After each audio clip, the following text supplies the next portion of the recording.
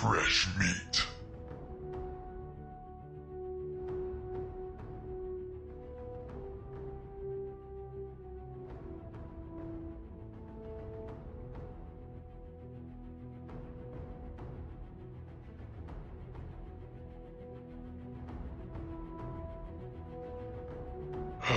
Fresh meat.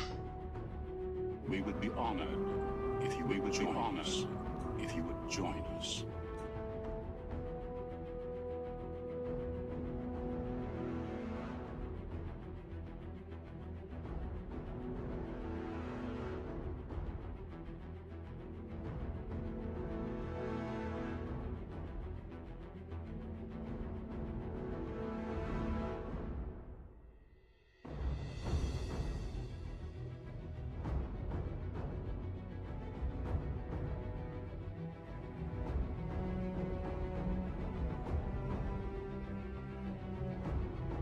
We would be honored if you would join us.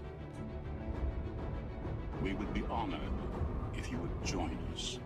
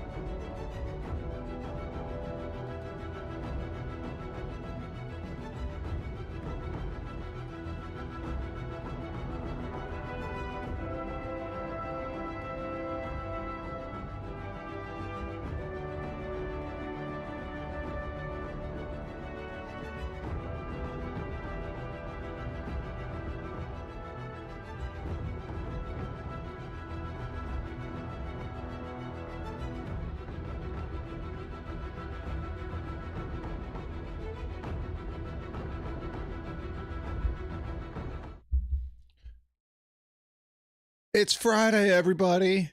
It's Friday. How you guys all doing today? How was your week? Seriously, how was your guys' week? I haven't been around. I know, I'm sorry.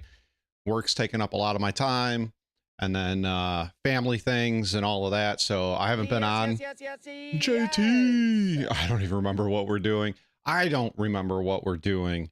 But seriously, I hope your guys' Friday is fantastic. It's the end of the week for most of you guys, so you know, that's really cool. For me, it's the end of my week starting today. I am off for the next few days, so that's gonna be awesome. Just sucks because I got the tuna cans on the mask. Yeah, you like that? My buddy Uncle Porkchop made that for me. I don't know about handsome, but thank you. Jim, what's up? Meek, I see you there. Mason, I see you. I got to change your stuff back, so that's right, Mason. I got to change your stuff back so your sound alert kicks off again. You keep changing your name, so I got to keep changing it back and forth. Rakumo, I see you there yet. Guys, it's been a long week. I'm glad to be back. I'm glad to be hanging out with you guys. Somebody sent me a package in the mail the other day, and you know who you are. Thank you. And it will be on the next stream this weekend. It will. I promise. I promise it will be on the next stream this weekend. Speaking of streams and weekends and all of that, later on, I'm going to be taking apart my joystick on the left-hand side and turning it back into a throttle. We got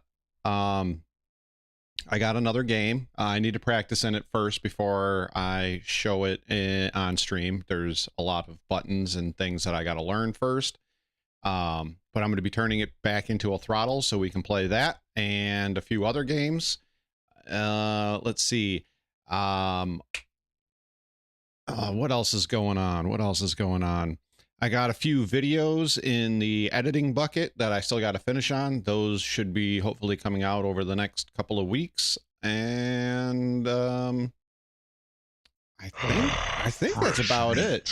Good. What's up, man? How you doing? Happy Friday. It wasn't a turd in the package. No, but it is a little nutty. And you guys will understand when you see it. You'll understand when you see it. Well, I'm trying to think of anything else going on. So yeah. Yeah. You guys ready for some reacts? Oh, and before we start the reacts, I would like to get everybody's opinion real quick. I'm not sure if I'm going to live stream it. I think it's going to be more of like a video series. Jim.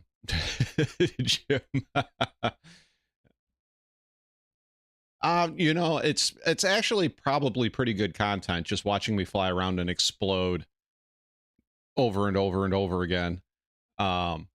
But before we start the reacts, I want to get your guys' opinion on something real quick. Like I said, I want to Fresh meat. probably, what's up, Rhino? I probably am going to do this as a, like I said, a video series. I don't think it's a very long game. I think you can complete the whole game in 4 to 6 hours. So maybe I'll show you guys, and then maybe I'll put up a poll on YouTube and you guys can vote on that. So let me switch to the right screen here. And here we go. This is the game we're talking about. It's called Nobody Wants to Die. Having a goal is better than inactivity. An alternative to focusing on the symptoms and the memories. It's like a crime I'm noir. 120 years old. And I don't have any strength left to keep recalling the past. You're a goddamn departmental legend. Twitch is acting up. Legend, huh? More like cautionary tale. I need access. Do you think I don't know why the chief put you on restricted duty? No doubt about it, this case smells worse than a 2-week-old corpse in a storm drain. Can I ask you something personal? Do you believe in life after death?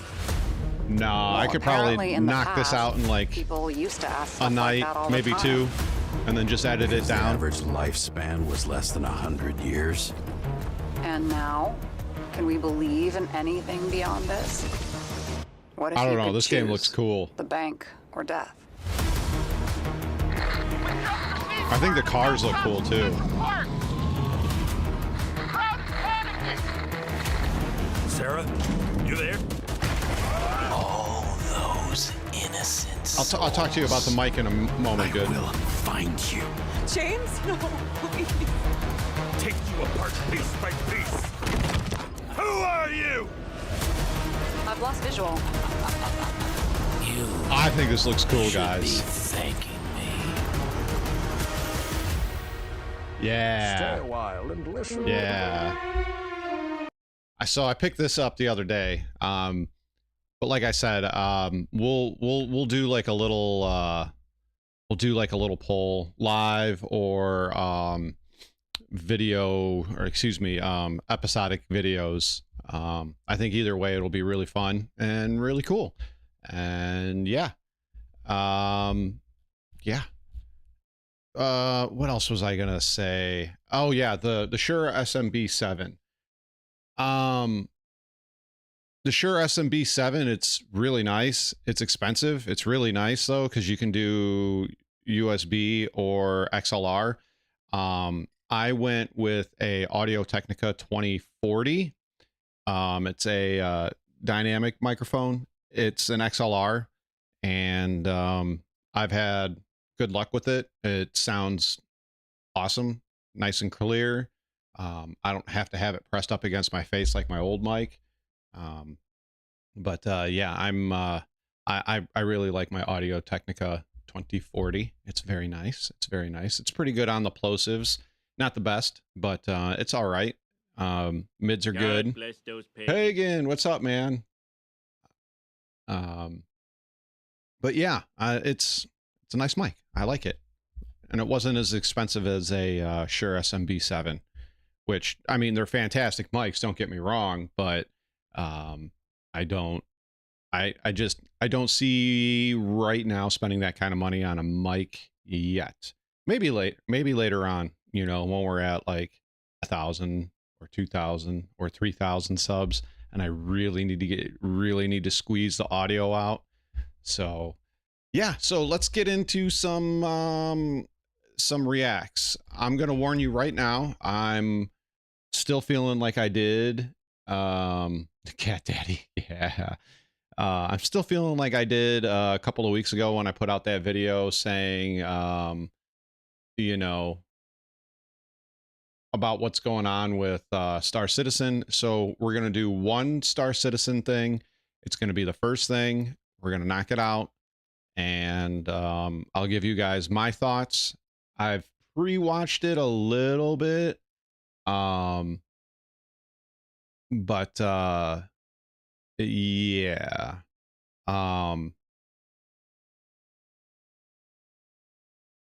I have my opinions on it. I have my, not always good speed, not always. So let's get into it, shall we? This came out a week ago. I'm sure a lot of you guys have seen this. But I thought we'd go over it again, and Star Citizen called ATC and spit it. So like I was saying, I'm sure a lot of you guys have seen this, and but we'll watch it. We'll get your guys' opinions. I'll give my opinions, and yeah. Oh, my camera's not up. That's no, there we go. Hi everybody. Hi. All right, let's do this. This is Level Cap Gaming, Star Citizen facing a major deadline.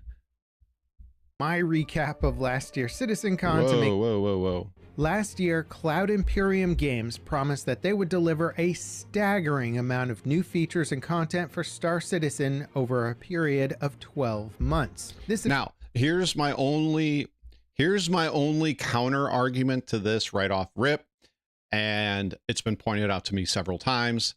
They said 12 months or so. Yeah.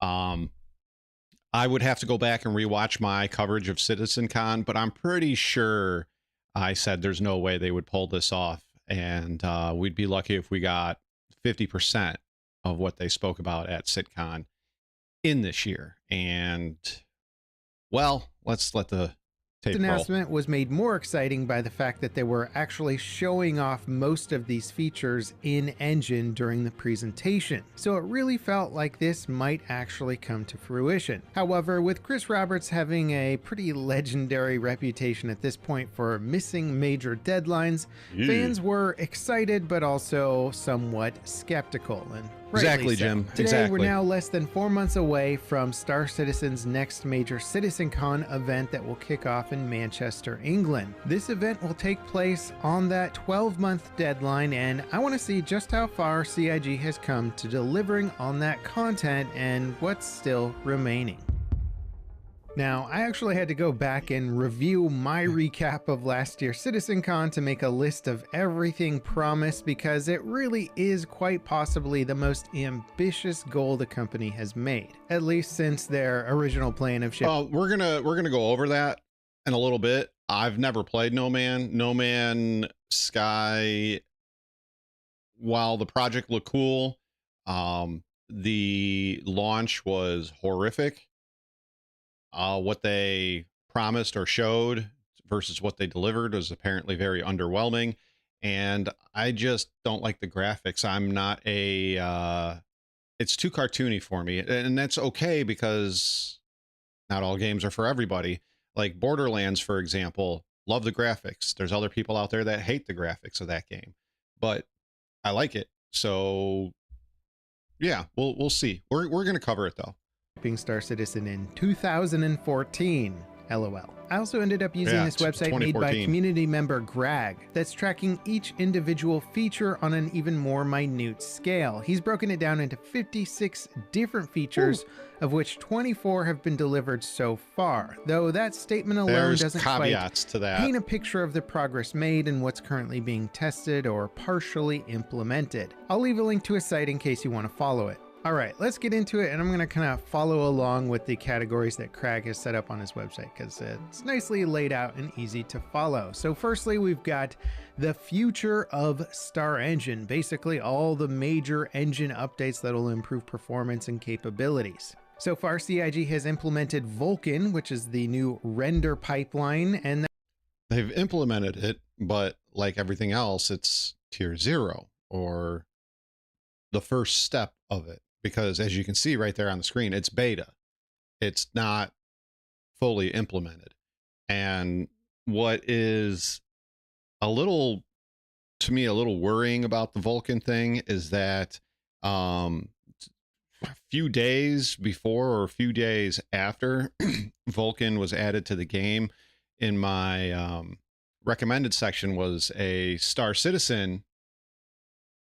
Yeah, that's very true, Rakumo. I forgot. It still doesn't even have multi-threading yet.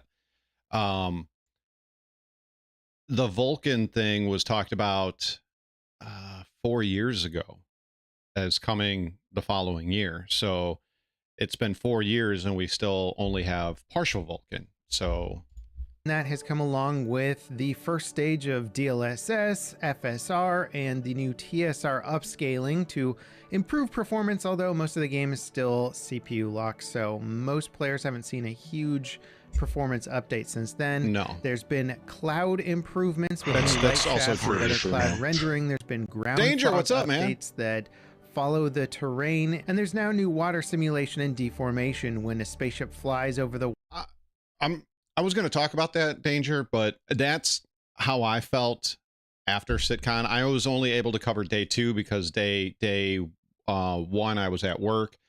But day 2, after they, Chris came out and made in 12 months or so, I said I'd have to go back and rewatch to remember exactly what I said. But I said that there's no way that this is going to happen and that this is not. We're not going to get more than half of what they said. But yeah, everybody, this is the thing, since I've started following this 2.5 years ago. This is the thing. It is always, sitcons are super hype. Everybody, and I fell for this my first year. Everybody's super hyped about it. And then by 4 months after SitCon, everybody's back to ho-humming because you would think the basic blocks of what they discussed in the SitCon would have been implemented, 4 months, 6 months past CitizenCon, and it hasn't. So I kind of learned my lesson the first time with this. Water or a bomb impacts the water to deform it in a really cool, interesting way. The new Star Hair simulation has been added to the game, and his website says Star Cloth has been. So Star Hair is, once again, it's only tier 0. They haven't finished implementing the rest of the hairstyles, and they haven't finished implementing the rest of the faces, unless I am mistaken. If somebody can tell me that I'm mistaken, fine, I'll take it as it is. I haven't played the game in several weeks now, and even when I was playing it, it was for like 2 or 3 hours at a time over the course of 5 months. So I couldn't really say, but the last time I created a character 2 weeks ago, 3 weeks ago, whatever it was, they didn't have all the hair in, they didn't have all the faces in. So yeah, added to the game, but I've seen debates as to whether or not this has actually been fully implemented in engine yet, though it is one of the smaller features, so not too concerned over that detail. Bedsheet now, when it comes to deformation. server meshing, one of the biggest and most important features coming for Star Citizen, this has not yet been implemented. This feature will allow for servers to be broken up into multiple servers and share the load so that Allegedly, thousands of players That's will true, be able Pagan. to exist in one solar system and run missions and fight each other and just make the universe feel much more populated. Plus, it'll allow players to traverse between different solar systems in real time. The first stage of this system, server replication, has been added into the game, and server meshing currently is being tested. In fact, I've checked. It's being tested, but once again, they reach a certain limit with the player count and everything goes to crap. Obviously, it's still being tested out. Obviously, they still have a long way to go. Anybody that thinks 4.0 is coming out this year, in my opinion, is delusional. I don't think we're going to see this until next year. And if it was up to me, or if you're asking my opinion, I don't think it would be implemented until late next year. I'm talking like the back end of Q3, back end Q4. That's what I'm thinking. And to me, it's become laughable now, seeing as that pyro and server meshing was supposed to come out. It was announced in 2018 for 2019 release. Here we are going on 7 years, 6 or 7 years, and we don't have this feature yet, you know. So I'll just leave it at that.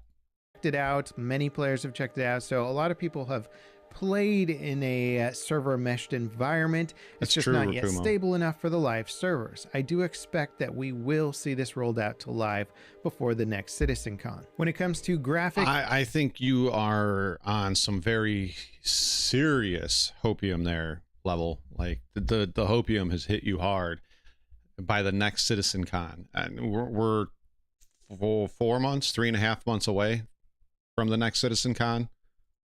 ray-traced global illumination has not yet been added to the game, nor has the next stage of DLSS 3 months, which would actually solve a lot of the CPU bottleneck issues for people who have higher-end graphics cards. Maelstrom, the new physically based destruction system, has also not been implemented. The new fire... I have serious questions about Maelstrom, and that's for another time. Fire simulation and attached gameplay to that fire system has not been added, nor have some of the new quantum travel effects that were shown off. Let's talk about some of the new... And you know what else is missing? And I don't know if he's going to get into it or not. You know what else is missing? The quantum boost mechanic that they showed off prior to CitizenCon, during CitizenCon, and now it's like not even... I haven't seen or heard about it even being heard about it since then. So that's still missing, and that was supposed to be, from what I understood initially, that was supposed to roll out with master modes, but we don't have that. New navigation and exploration features. One of the biggest and most long-term promised feature, the updated star map with seamless transitions from the surface of planets to spaceships to the entire solar system, is in the game currently. It works. It's in the game currently. It works, as well as the old one. There's still the exact same bugs the old one had as the new one has. The only thing I like about the new one is I like the transitioning from ship to planet to solar system and zooming back down into that, and then the search bar. But even then, the search bar doesn't work all the time. So, you know, yeah, it's a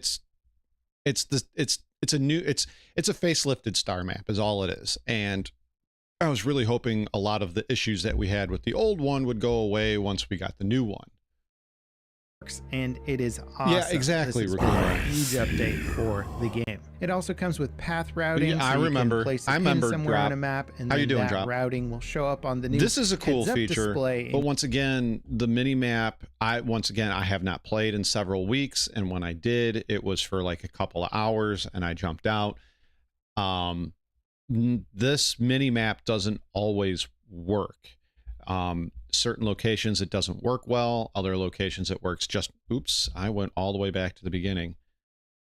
Certain... I gotta go back and find it. Certain locations it works. Other locations it does not. So, yeah. first-person perspective and help you navigate around cities. Not all of the features associated with this system have been implemented So yet. it's another tier 0. Downloadable maps that So far, everything that they have implemented thus far from CitizenCon 2023 into 2024's PU is all tier 0 or a placeholder, which is, does it count? Does it really count? will reveal locations to you, or data running mechanics like being able to sell markers and stuff like that. And while we do have a nice new updated HUD, some of the features kind of associated with it, like FPS scanning, are also not yet in the game. The mobiGlass system has also been updated, and while the front end does look a little bit newer and fresher, it's mostly the back end features and how the mobiGlass is built that seems to be the major. I at first liked this inventory system, but now that I've played around with it, I'm not a excuse me. I am not a very big fan of it. I'm really not a big fan of it. I don't like the way it works, and the auto stacking is nice. Don't get me wrong, auto stacking is really nice, but I can't split anything. I can't. There's a lot of issues with this. There's a lot of issues with this. I don't like it. Change. When it comes to personalizing your in-game character Hey, and it's just level cap. other NPCs around the verse, lots of progress has been made there. The new character creator and sculpting system is now in the game, giving players a huge amount of control over how their character looks. Not all of. Now here's the thing. Everybody calls us a character creator, but the last handful of video games that I have played that are, and a lot of them multiplayer, like I actually get to create my character. Let's talk about the free game Once Human. I get to decide how big, like how fat, sorry if to fat people out here. I get to make him as fat as I want and as skinny as I want. I can mess around with the eyes, the eyebrows, the nose, like do everything that you can do in Star Citizen. Same with the hair, the color, how it lays, all of that stuff. I can do all of that in this game in Once Human, and it's free. Star Citizen, the only thing you get to play with is the face. Now, what if I want to make a fat guy? What if I want to make a fat guy so that every time I get into my Gladius, it makes a squeaking sound when I, trying to wiggle in. But like, that's what I want to do. So yeah, I don't think that this is like, it's nice, it's new, but I don't feel that this is a character creator. I think it's more of a face creator, and that's okay. I mean, that's okay. Some people like that, some people don't. As far as like creating your entire character, I really thought with the immersion and the level of detail Star Citizen had, I thought we were going to get like a full creator, like a full character creator system. No, no, you can't choose your PP size in Star Citizen. Sorry, guys. Sorry. You can't live out your fantasies through Star Citizen yet. But yeah, I would love to make a fat dude just for the memes. Just for the memes. I'm just saying. But to be honest, and I don't know if it's been fixed, but during 3.17.5, 3.18, 3.19, 3.20, if you used a female character in the Gladius, you could see out of the cockpit more by turning your head. So if you had head tracker, Toby, or smooth track, the poor man's like I got, you could see out of the cockpit more. Now it was the reverse in the Arrow. The female sees less, the male sees more. I don't know why that is. Star pubes. But yeah, that's a thing. I don't know if it's a thing anymore, but it was a thing. All of the new heads and hair types have been added, but a significant amount with more hopefully on the way. They've also added the Headhunters gang to the game, which have a new visual look to them, but they haven't yet. Isn't this the Dusters and not Headhunters? Added a bunch of the other stuff like the Rough and Ready gang. No tattoos yet. They haven't added in player hygiene stuff where you can get dirtier over time. And as far as I can tell, they haven't really added. Okay, look, if they add in hygiene, and that's something I have to do all the time, my dude's going to be the stinkiest dude in the verse, because there's no way you're going to get me to stop for a few minutes to go take a shower. Like it's not happening. But yeah, now we're getting into the territory of the things that they talked about last year during SitCon that aren't even a tier 1 or tier 0 implementation. In some of that new frontier clothing and cosmetics that were shown off. Now, when it comes to just doing things in the first-person perspective, lots of progress has been made here. Aside from the new heads-up display, so Jim and I were talking about it one night. The F feature. Let me go back just a little second. Right here, this F feature. I at first liked it until I started trying to loot boxes and click on certain doors, get in my seat. This is a pain in my ass. Just give me the old system back. Like, I have to be hunting all over the place just to get this damn F to come up so I can F it as hard as I can. Like, I don't like it. I want the old one back. It actually seemed like it was much more snappy and worked a lot better. Of progress has been made here. Aside from the new heads-up display, we now have the new heads-up display is not bad. This is actually good. Much needed update to the game. This is actually good. Now, I haven't done it, but I want to know if any of you guys have done PvP inside of a ship in constricted hallways. How fast does somebody go down? Because most of those shots are going to be headshots. They're going to be shoulder and headshots. So that's the one thing that still concerns me about this. But some of my initial fears about how you would traverse around inside of a ship with EVA 2.0 kind of went away. But the PvP part still is a little meh. Game and just makes players because I haven't done it around in space look much more realistic and cool. We also have the new inner thought system, which allows I don't you like to the just inner thought quickly system. tap F on objects to do the action that you're expecting it to do, but also holding the key down so that you can choose from more options. This is sort of the best of both worlds. It's not yet implemented to every item and interactable in the game, but so it's another tier 0. It's another tier 0. Progress is being made. There's a new looting screen I agree, for characters, Danger, allowing I agree. for faster looting in game. It's still a bit buggy, but you know, is it faster? Yes. Sometimes.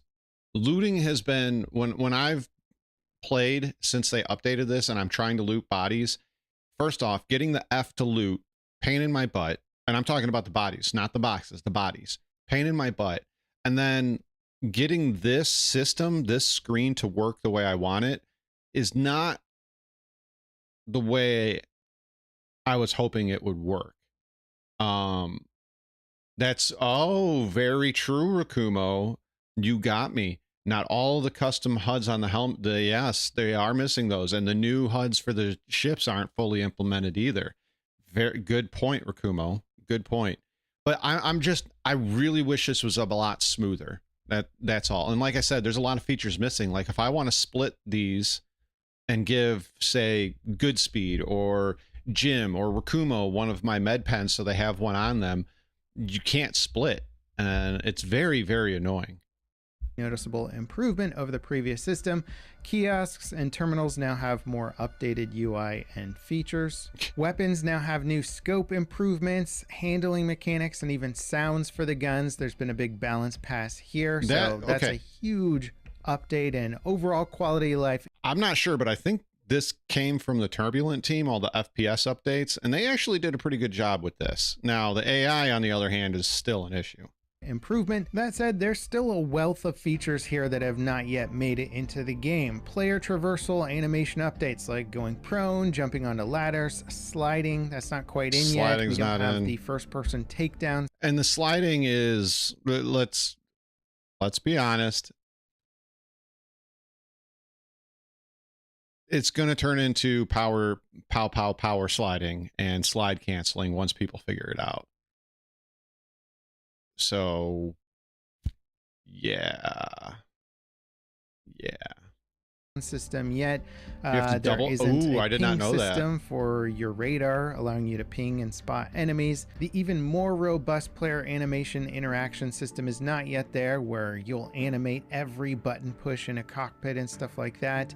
They advertise player animation interaction. We have to take more time to turn on our ship. You'll animate every button push in a cockpit and stuff like that.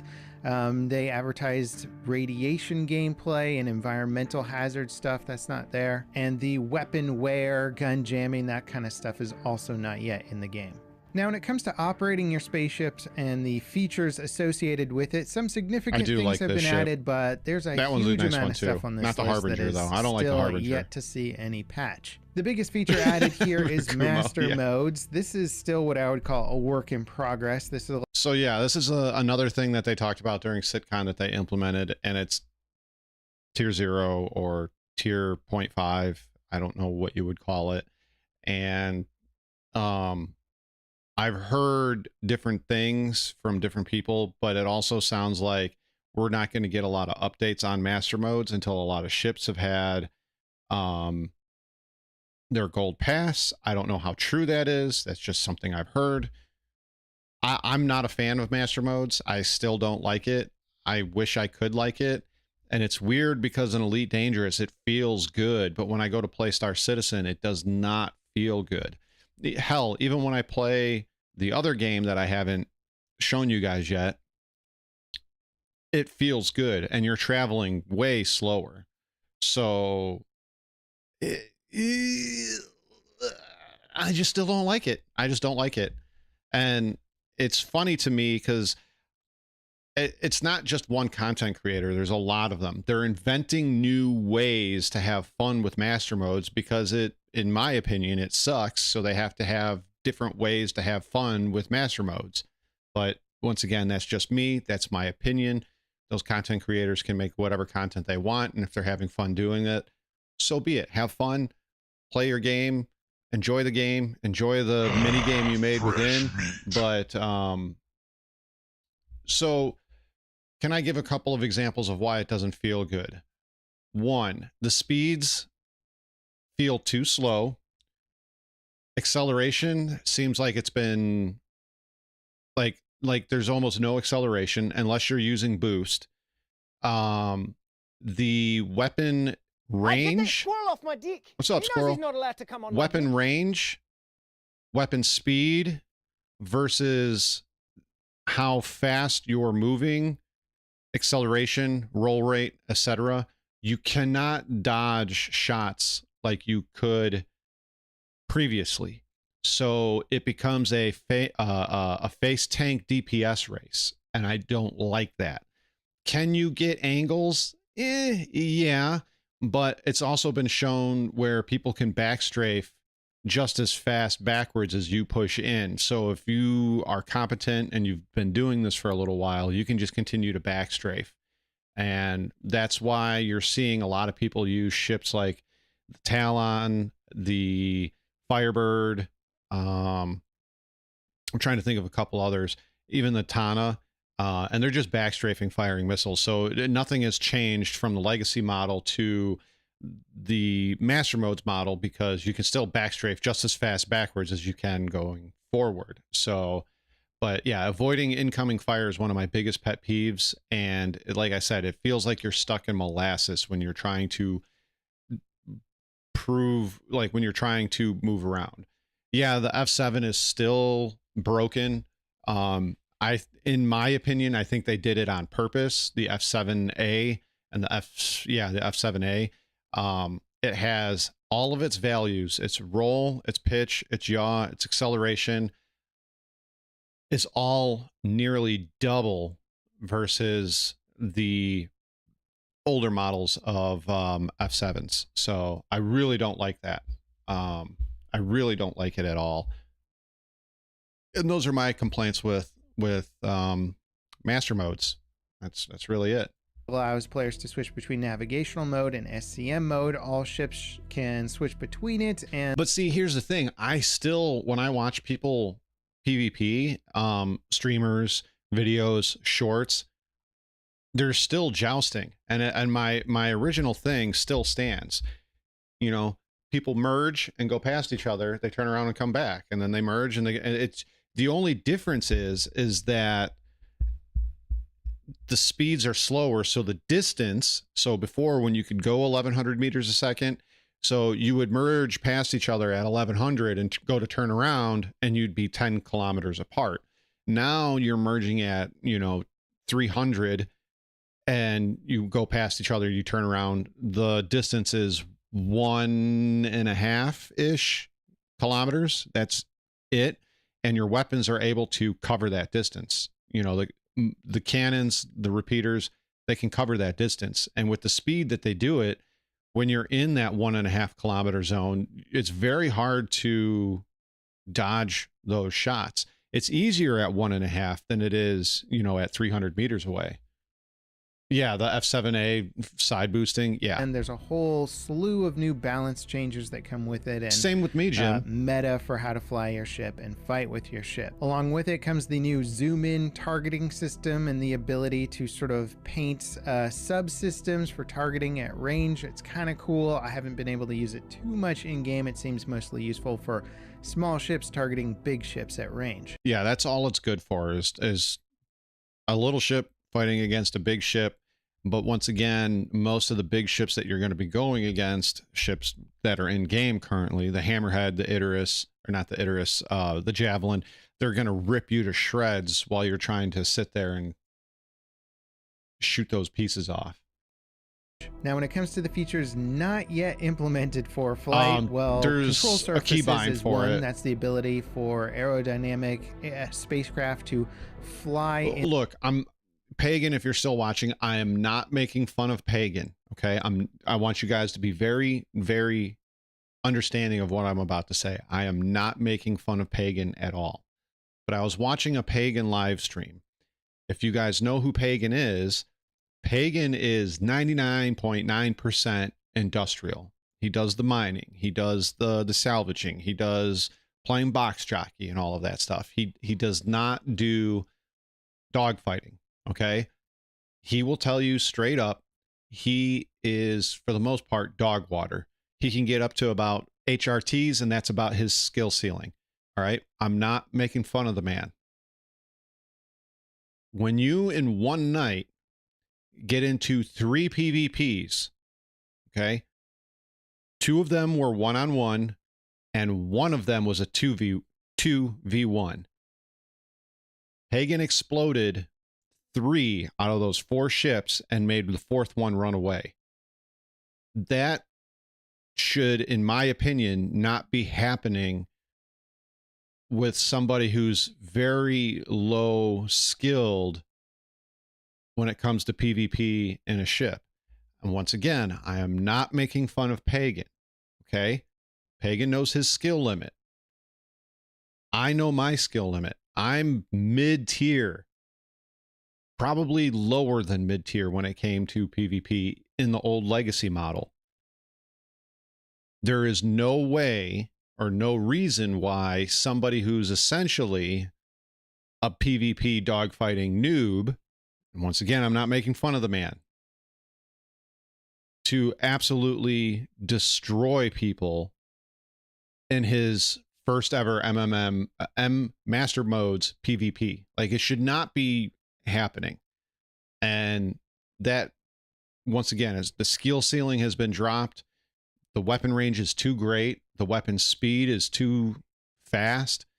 And your maneuverability has been chopped very much in half. But I'm going to get off the Master Modes thing so he can continue and we can continue. In the air, much like an aircraft would, only using the rear thrusters, using less fuel, and achieving some of those more airplane-like mechanics.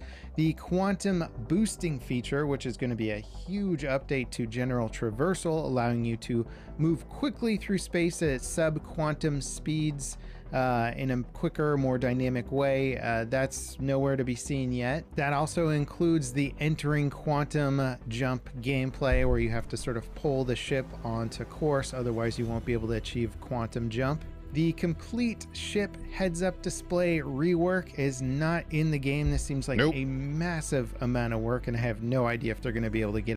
They showed a little bit of it in the newest ISC with the Corsair, so, you know, it done in time.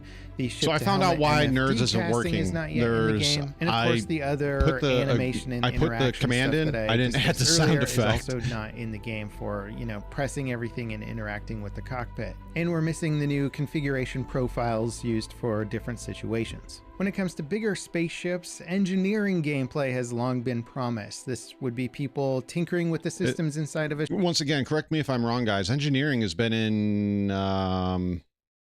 Arena Commander for what? 5 months now? 6 months now? 5 months? 4 or 5 months? Somewhere around there. I was kind of hoping we'd get that. I know, Jim. I was kind of hoping we would get that in here faster than what they have done. The ship, repairing them, rerouting power, replacing worn out Fuse Changer components. 3000. Fuse Changer 3000. This is not yet in the game, but it has been tested, and I think you can actually test it right now in the Arena Commander mode. Yes, and ships do not explode anymore. So you can shoot them, you can torpedo them, you can ram them. They don't explode. Yes, sweetheart.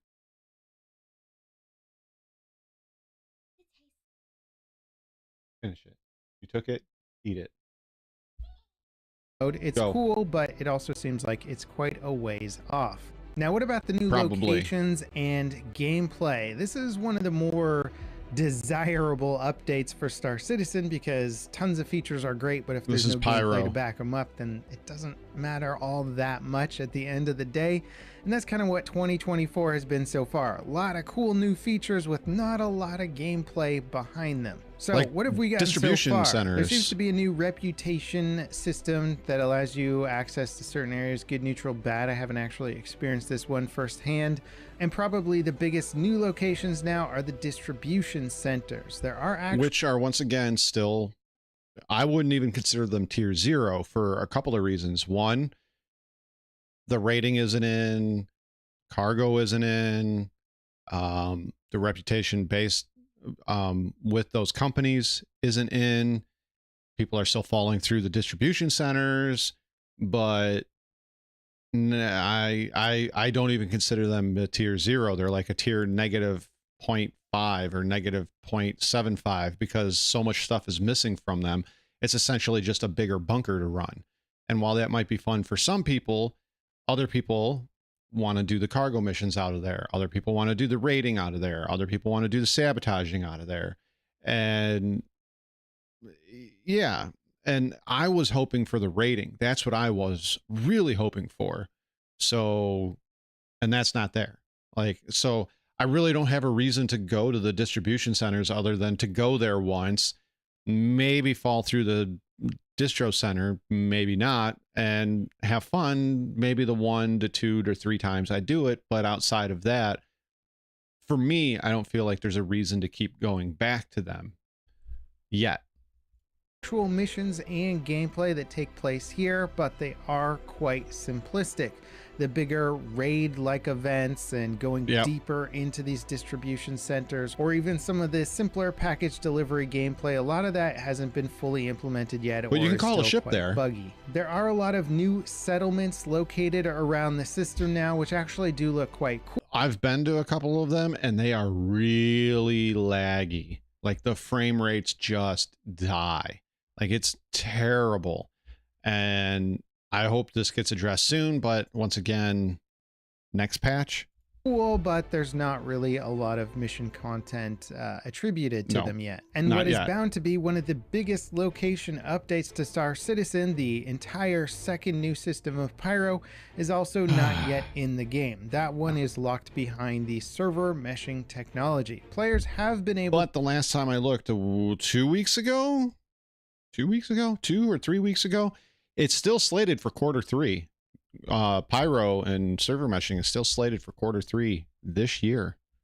To test out Pyro and play it for brief periods not at the of time DCs just to see what it's like. I'm not having lag at the DCs. It's the other places that they've added, the other new locations. Are fuses just to add more space drama? Basically, yes. So the way it works is if you're taking damage, say you're in a C2, you're taking damage and they're using that precisioning targeting and they're shooting at your engines.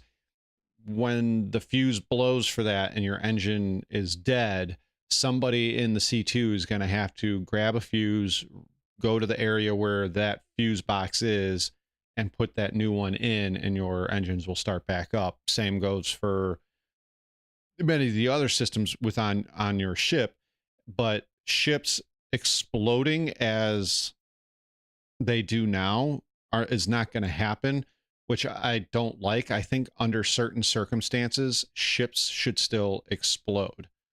But I don't. Basically, they're making big ships have to be multi-crew, especially if you're gonna if you're gonna multi-crew a solo a C2 and just fly around the verse and pick up boxes and drop them off. You're probably not going to need a whole bunch of people. But if you plan on taking, let's say, an M2 or an A2 or a hammerhead or whatever it is into combat, you have to have multiple people on that ship. One dedicated guy to pretty much run fuses around the ship and plug them in. So yeah, but yeah, a C2, well, see, yeah, you're not going to fight in a C2, so you're left with running. Would be honored if you would join us. You're going to have to run, because you're not, and especially if you're solo, you're not going to be able to get away. It's just not going to happen. You're not going to turn around and fight them, especially if it's a 3-on-1 or a 2-on-1 or 6-on-1. It's just you're going to have to run and hope that you can burn people out of fuel. Like I was watching Blackjack last night. The big thing right now, if you're a hauler, don't oh, you can get away. I think I misspoke. If you can't get away from them, like you can't get up to speed fast enough to get away, quantum away, without them chasing after you or they have you locked down, but stay in Atmo and just make them chase you. They'll run out of fuel before you do. The Mantis will, the Cuddy Blue will. There goes their interceptors, or their lockdown capability. Once their lockdown capability is gotten rid of, just pedal to the metal and go. Because as soon as you get a quantum marker lock, you can jump and you should be fine.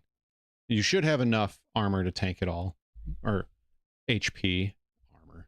Yeah, Again, it is cool, though. What we have no played Zeus has MR been this an year. incomplete version of Pyro, and shown many ways to sort of break the underlying mechanics of the systems. You know what's funny is we're not getting the Zeus MR. We're getting the Zeus. Is it the CL and the ES, but no MR? The CL, okay, get it. The ES, why? Why? The Spirit E1 isn't even in the game. Why are we getting the ES but not the Spirit E1? I don't see it now. I'd have to go back and look. I don't see it on the roadmap. I don't see it on anything. But where's the executive thing for the Spirit, for your VIP? Like, where is it? We're going to get that one for the Zeus. Why not the Spirit? That ship's 2 years late now, since it is a lawless system. So I'm very curious to see what updates come with Pyro once it finally makes it into the live servers. Persistent hangars, which are attached to freight elevators, which are attached to all the new hauling gameplay, are not yet in the game, but they are being actively tested right now. So I do expect to see those features added to the game. Remember when they said it was all done and they just had to polish it, and they missed it by this much, and that's why it wasn't in 3.23? Ooh, ouch. In the near future. I'm personally very excited about this feature. It'll be a gold ticket the event. hauling gameplay, because, well, it's gameplay. New things to do, new missions, new opportunities. Now, one of the more exciting features shown off at the last CitizenCon, which many people, myself included, did not expect to see in a year's time, was base building. They said they were going to start working on people it this being year. able to claim a section of a planet or a moon or what have you, and start building a base on there that has systems that can interact with the solar system economy and have turrets, defenses, what have you. This just seemed way too ambitious to get into the game in a year's time, and I think CIG is kind of walked that feature No, back a little bit. And they I just don't said they were think going to start anybody's working surprised by that. So, in summary, CIG still has a bit of time to get more features delivered to us. They have does seem like 3 they months. are lagging behind Exactly their 3 deadlines months. a bit here, especially with some of the major big ticket items still undelivered, such as server meshing and pyro. Those will likely take the most amount of time, and I don't think anybody's going to be surprised if those features slip past the deadline. Now, in terms of what's been delivered so far this year, I would say that a lot of quality of life features have been added to the game that will probably make Star Citizen a more enjoyable experience to get into as a new player. However, I don't find that big of a deal. I don't find that big of a deal. Like, and most of the quality life things that they added don't work right. So, moot point, basically, in my opinion. veteran players, the quality of life updates are nice, but there isn't a lot of gameplay to back them up. That hauling update that's in the works right now. I have is something I want to say at the end of this video, who just want JT. something new to do, new to try out in Star Citizen. And in fact, I'm kind of having that epiphany moment looking at all of the promised features. The vast majority of them have very little to do with new gameplay. There's no content. gameplay. It's still all very important update, and again, foundational tech, but in terms of the player experience, there hasn't been too much this year that's brought me back in for a long period of time to play. The distribution centers were the thing that I was kind of most excited to try out, and those missions just kind of underwhelmed, or I ran through them pretty quick, and then that was that. So Pyro is still slated for Q3 2024, and hopefully CIG can make that deadline. That will be a huge update for the game in terms of available content, potentially doubling the amount of missions and things that you can do in the game. So that'll be something that is very exciting for everybody interested in Star Citizen. I'm going to be following the game very eagerly, and I'm excited to check out what's going on at the next CitizenCon. What do you guys think of the progress they've made so far? Do you think they're going to hit most of the items on this list by the deadline, or are they going to blow right past it as they have done so many times before? Let me know in the comments. If you guys enjoyed this video, don't forget to leave me a like, subscribe for more content, like it, ding that notification bell to beat the YouTube algorithm with me. And up next, check out this amazing space game that I wanted to try out because I wanted another Cyberspace 2. All right, so that was level cap. Here's my deal. They're going to blow most of these quote unquote deadlines, or the 12 months or so. Look, we're 9 months out from the last sitcon, 3 months away from the next one, and they've gotten in basically a 30% of what they talked about from last year, which is even worse than the year before. And yeah, I really don't know what they're gonna do. I really don't know what they're gonna do. Now, I'm hearing, now granted, this is internet rumors, so take it for what it's worth. I am hearing right now on various different platforms, and people that say they're in the know and people that used to work there and blah, blah, blah, that some of their outside investors are saying they're going to pull the plug if they do not get certain things released this year, beginning of next year. And the problem is that if these investors pull the plug, from the way I've seen it written, they're going to collect more money than they invested in. So this could be a huge blow to Star Citizen and their financials and their funding. And as much as I have a very, how do I word it, dislike for Star Citizen right now, I still love it and I still want it to succeed. It's just not the game for me right now yet. And that would suck if that rumor was true and they don't meet specific goals and they pull the investing. That would really, really suck, and it would hurt CIG a lot. As I said, I don't know if it's an internet rumor right now. And like I said, I've seen it on various different platforms. It's a rumor. So take that for what it's worth. Don't get all excited about it. Don't run to, Twitter or on this channel and be like, well, Scard said they're going to pull investment. No, it's internet rumor. It's internet rumor. So we'll see what happens. We'll see what happens. I don't want that to happen. All right, let's get to the next one.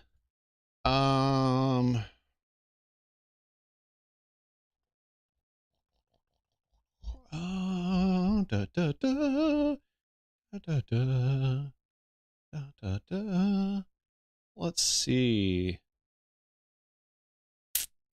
There's a few.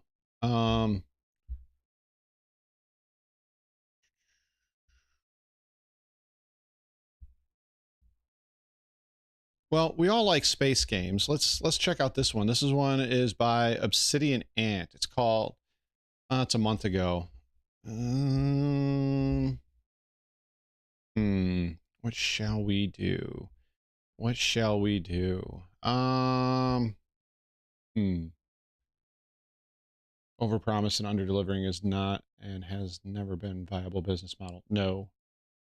The funny thing is though, is people get all upset and agitated with Star Citizen and CIG, and they're like, it sucks. I don't want to play anymore, blah, blah, blah.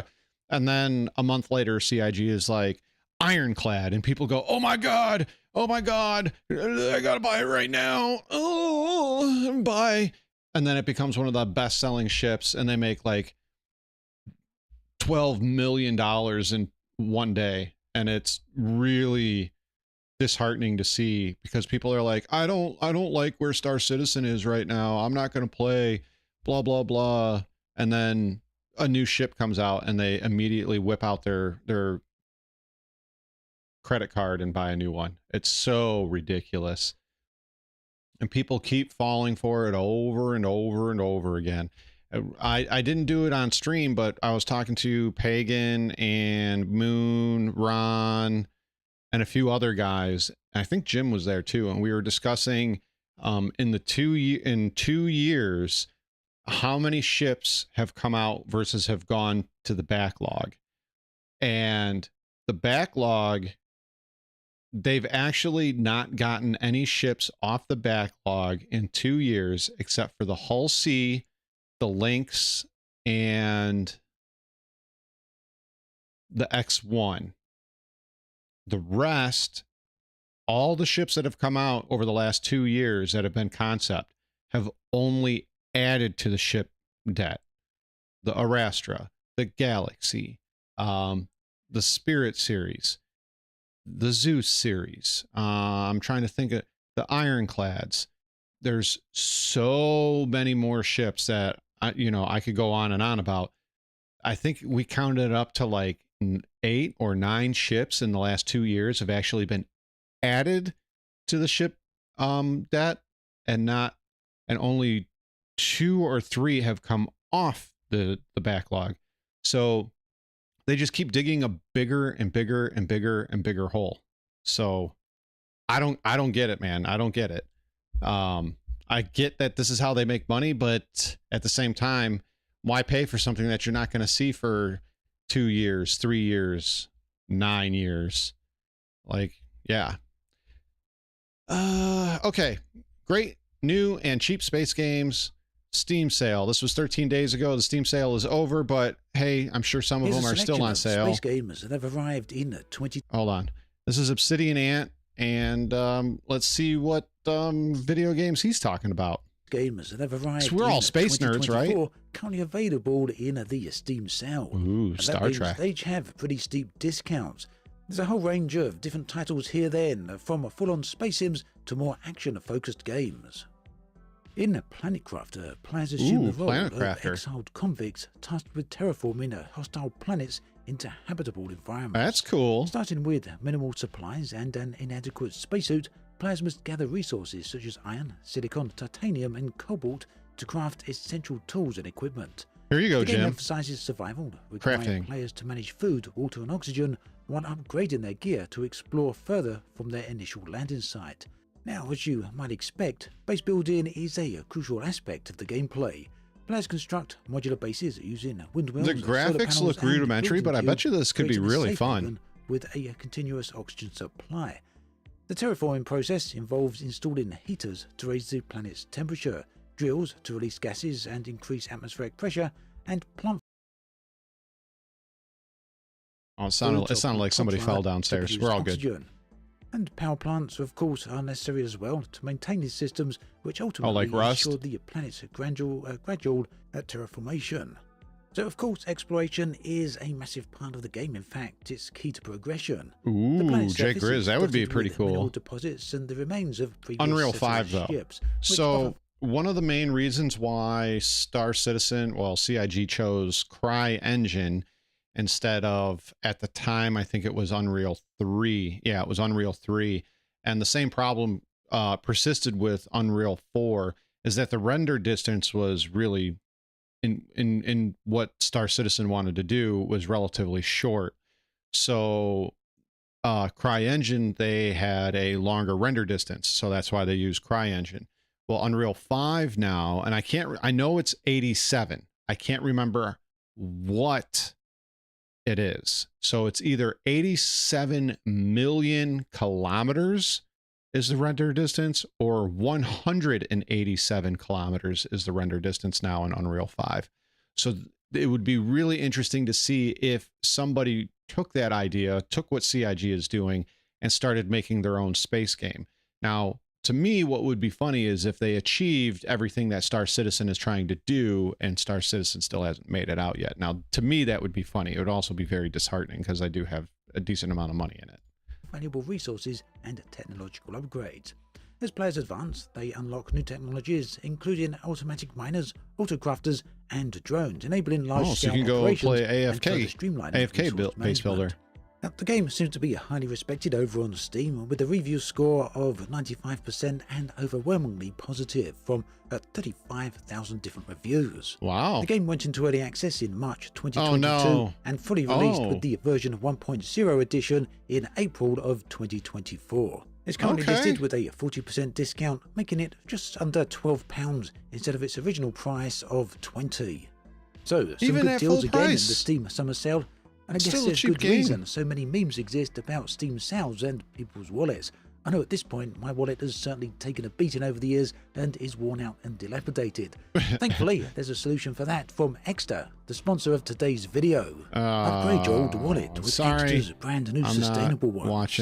Now, Extra is renowned for their first trackable Not watching a Moving wallet on commercial. to a very well-known franchise, we come to Star Trek Resurgence. This is a single-player, narrative-driven adventure game.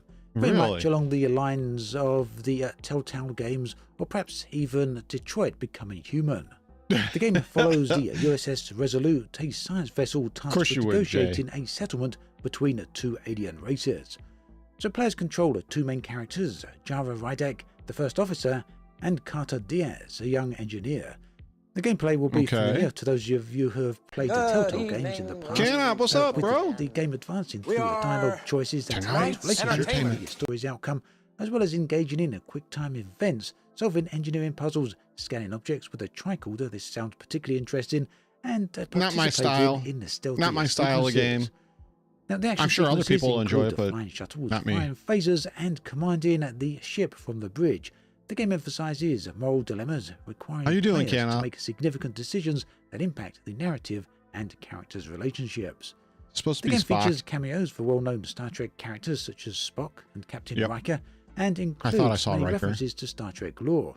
Now, this obviously isn't a Telltale game, but it very much is in the vein of that, so some of you may be wondering whether or not it's episodic. It isn't. The narrative is continuous. It seems like a very interesting way then to experience the universe of Star Trek. The game released initially back in May of 2023, although it didn't at the time make an appearance on Steam. That changed in May of this year. It's now available on Steam. Doing all right, man. I'm enjoying my Friday. It does have a very high I'm going to do this for a little while. Very positive, 91%. Probably another hour and a half, 2 hours. We'll see. We'll see how. A 20% discount. Another new game. This one is one of those cutesy titles in the vein of Stardew Valley or similar. The game is called Starstruck Vagabond, and it's developed by Yahtzee. You'll know of Yahtzee from all his years at The Escapist. So it's moved on from there and is now released this game. The primary objective is to deliver cargo across various star systems whilst managing and maintaining your spaceship. The core gameplay loop involves taking on delivery missions which require players to load cargo onto their ship, travel to different starports and unload the cargo at the designated locations. Not my idea of a fun now, this game seemingly either. A simple I'm sure task is complicated other by people limited storage space would enjoy and this, but speciality not crates I. such as Not I. irradiated cargo that can damage nearby items. I know there's a Efficient space trucker organisation game and coming management out of that's in a cargo is certainly demo. crucial for There's a lot of success. people that really Ship enjoy maintenance is that another one, but significant nah, aspect not of the me. game. Not me. Players must regularly clean filters, align warp rings, and repair engine pipes to ensure their spacecraft remains operational. Neglecting these tasks can lead to malfunctions that hinder cargo delivery. Unsurprisingly, there is a humorous angle to this game. The narrative of Starstruck Vagabond revolves around a mysterious giant purple egg that appears in the center of the galaxy, and throughout the game, players interact with various crew members, each offering different theories and opinions about the egg. Over on Steam, the game seems to have been pretty well received. Reviews are sitting at well over 80%, so a nice review score there, although the number of reviews is pretty low at around 300. If you like cutesy style games then, as well as Yahtzee's brand of humour, you may want to check this one out. It's priced at £16.79. I'll skip that one. 20% discount. Doom Imperium is a hybrid board game that combines deck building and worker placement mechanics within the universe of Dune. And yes, this one is based on the recent movies. Now, players compete for victory points through strategic card play and agent placement. Oh, it's aim to achieve okay, so it's a card game. Of 10 points. So all of this is very much I wouldn't pay for it. A digital version of the popular Dune Imperium game, which released a few years back. So the whole point is to build decks with resources and action cards, and these are used in turn to send agents. I'd rather just play Magic and gather spice. The worker placement aspect allows players to position agents on the board to perform various actions, such as gaining resources, forming allegiances, and engaging in conflicts. There's also a lot of political manoeuvring going on here, which seems to be a key to the game, and kind of fits in with the whole Dune universe as well, doesn't it? So players manage up to 3 agents, potentially 4 under certain conditions, to execute their strategies. Cards possess unique abilities that can shape the gameplay and provide various paths to achieve your overall objective. Now, admittedly, Dune Imperium isn't much to look at when you compare it against some of the other AA and AAA titles out there, but that isn't the point. This is a board game after all, and it's something I'm very intrigued about trying myself. The game released into early access on PC in November of 2023, and in fact the original board game came back out in December of 2020. I like Magic because you can kind of control that luck. The full release happened on Steam in March of 2024. It's another game that's been very well received over on Steam, and also it has overwhelmingly positive reviews. It's priced at £15.45. I was hoping this was going to be more spacey discount, and not so much changing this. the focus then from the newer games to somewhat of an older one. Evacron Legacy is a true space sim in almost every sense of the word. The game focuses very much on the lone wolf experience, similar to the original Elite and Frontier Elite 2. That means that the gameplay covers a whole range of experiences, from escort missions to graphics look a little dated, but it bounties, still could be fun. Supply runs, exploration, building outposts, and even crafting weapons and equipment. Ooh, crafting! The game is certainly known for its scientific accuracy, with actions influenced by well-modelled Newtonian physics, providing a somewhat realistic spaceflight experience. And for those of you who like large-scale space games, Evacron Legacy features a seamless universe where players can transition smoothly from space to planet surfaces and explore every part of a planet. The in-game economy is also dynamic and responsive to players' actions, and this affects supply and demand right across the galaxy. Sorry, I'm getting texts. Now, whilst Evacron Legacy is often largely seen as a single-player game, it does talk to somebody after the stream, modes, which includes both PvP as well as co-op. So this is something I know a lot of you are often asking for in these big, epic single-player space games. I wonder how much this is. Your wishes have been heard. It does exist in Evacron Legacy. Naturally, as you might expect from a game of this scope, it does have a somewhat steep learning curve, and also has an interface that some players can find somewhat challenging. The game then is priced at £16.79. It has a 20% currently in the Steam sale. This one still gets regular updates. It was most recently I've never played the Witcher 3 card game. April of 2024. I like playing Magic. So despite its age, it's still well loved and well developed. It's I played also the Elder very well Scrolls respected card on game Steam, too. with That a one very was fun. positive user score of 81%.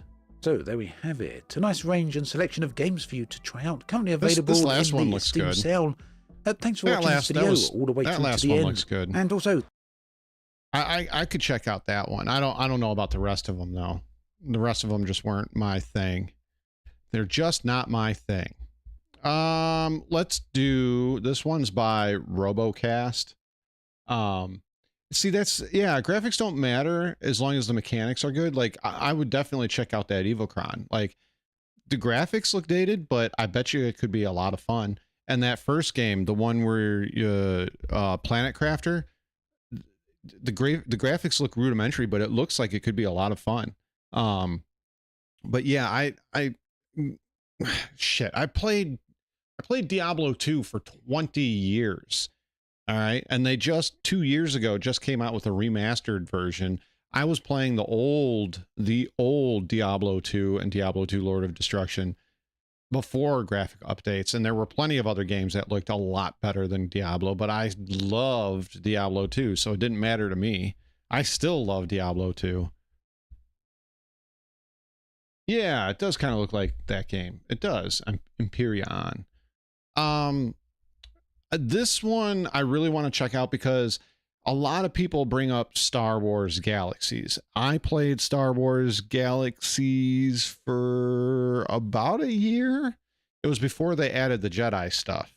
So that's when I played it. But yeah.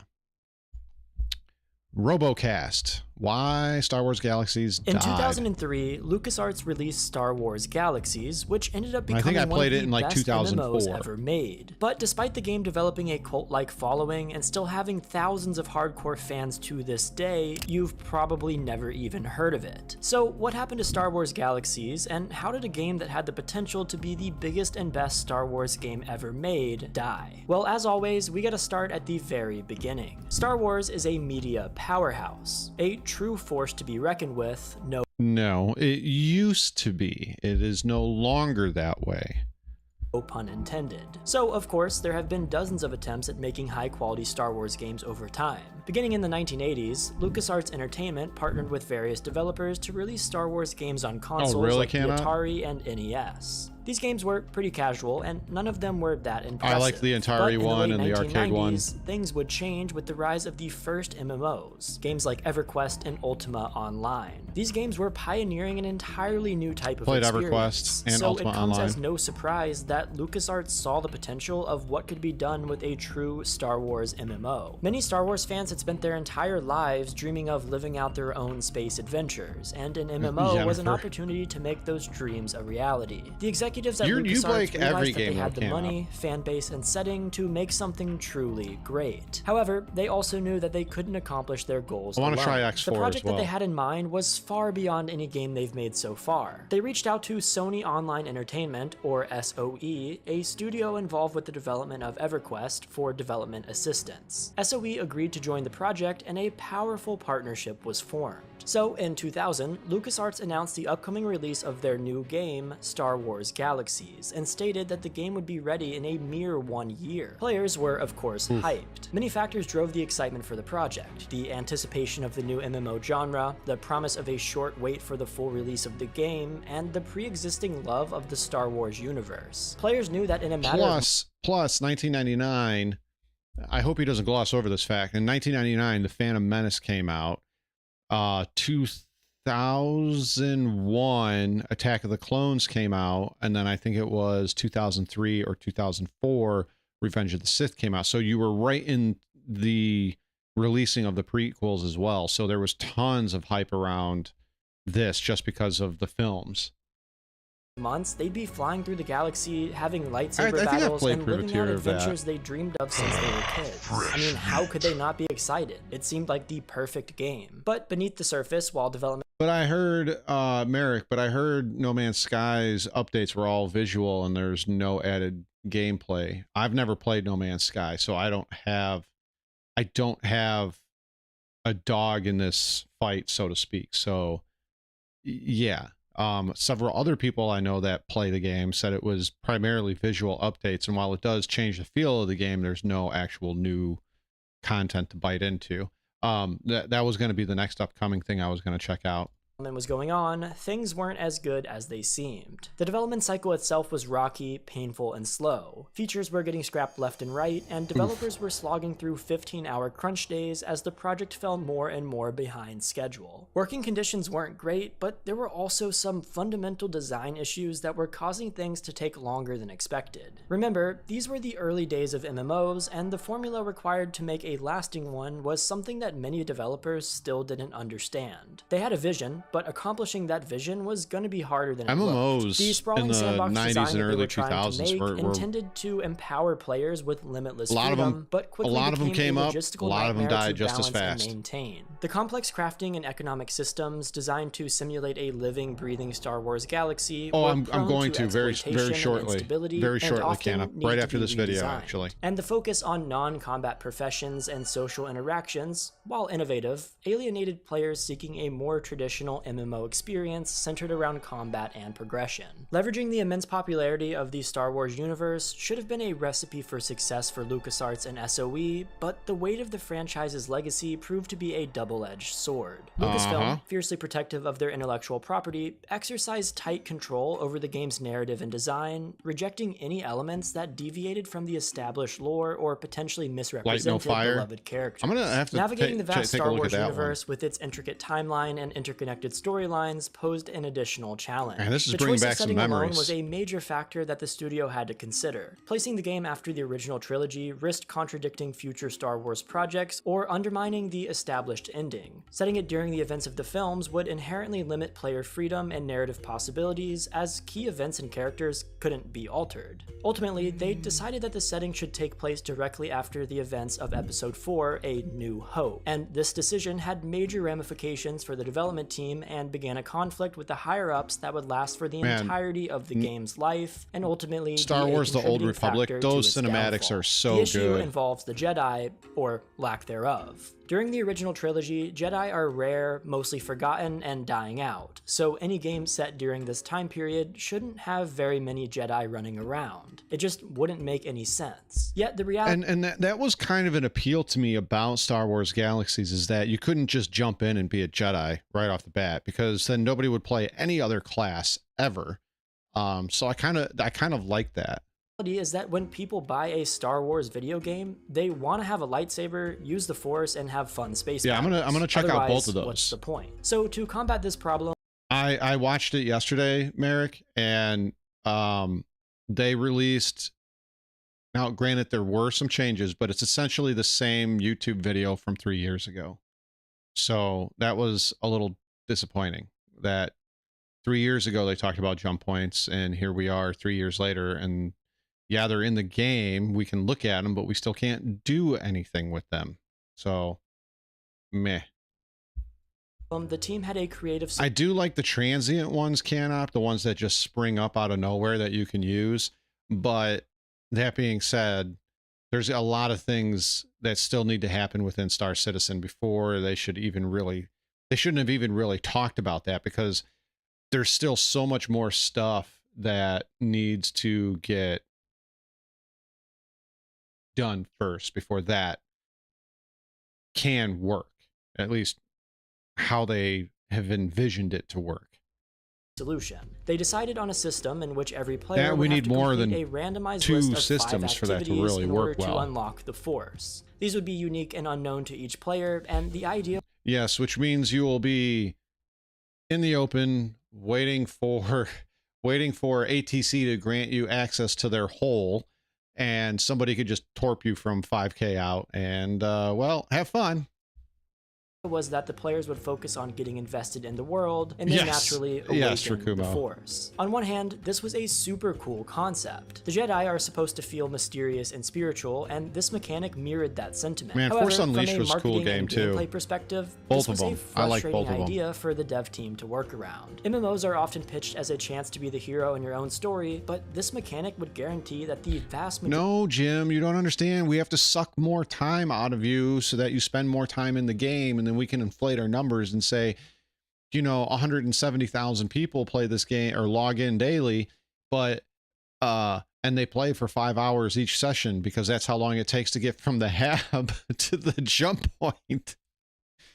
Majority of people would be mere background characters. Because of this, there was a lot of pressure on the broader role-playing mechanisms to carry the game. Since Star Wars Galaxies couldn't rely on the allure of playing That's as a kind Jedi, of what I was the rest picking of up the to. gameplay had to be engaging enough for players to get invested. And of course, this was a huge obstacle. So in short, Star Wars Galaxies had a lot of potential from the start, but if it wasn't perfect, the entire fan base would be extremely disappointed. So the conflict on how to handle Jedi, as well as many other nuanced topics, were discussed often during development. The team had to reflect on the identity of not just Star Wars Galaxies, but Star Wars itself. What was it that made the universe so enthralling to so many people, and how could they do it justice in this game? They had one shot, and they needed everything to go smoothly to... So beyond Star Wars as we know it through the films, and I'm not going to talk about the sequel trilogy because those don't exist, but you know, the prequel and then the main trilogy, is that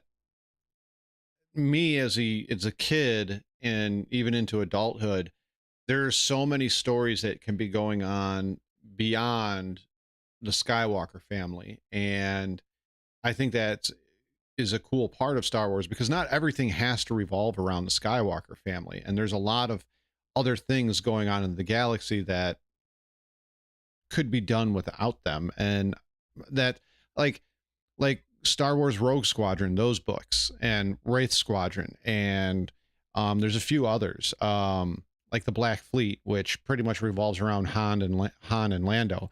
Fantastic stories, fantastic books, and they don't involve the Skywalker family at all. And I think it's great. I think it's awesome.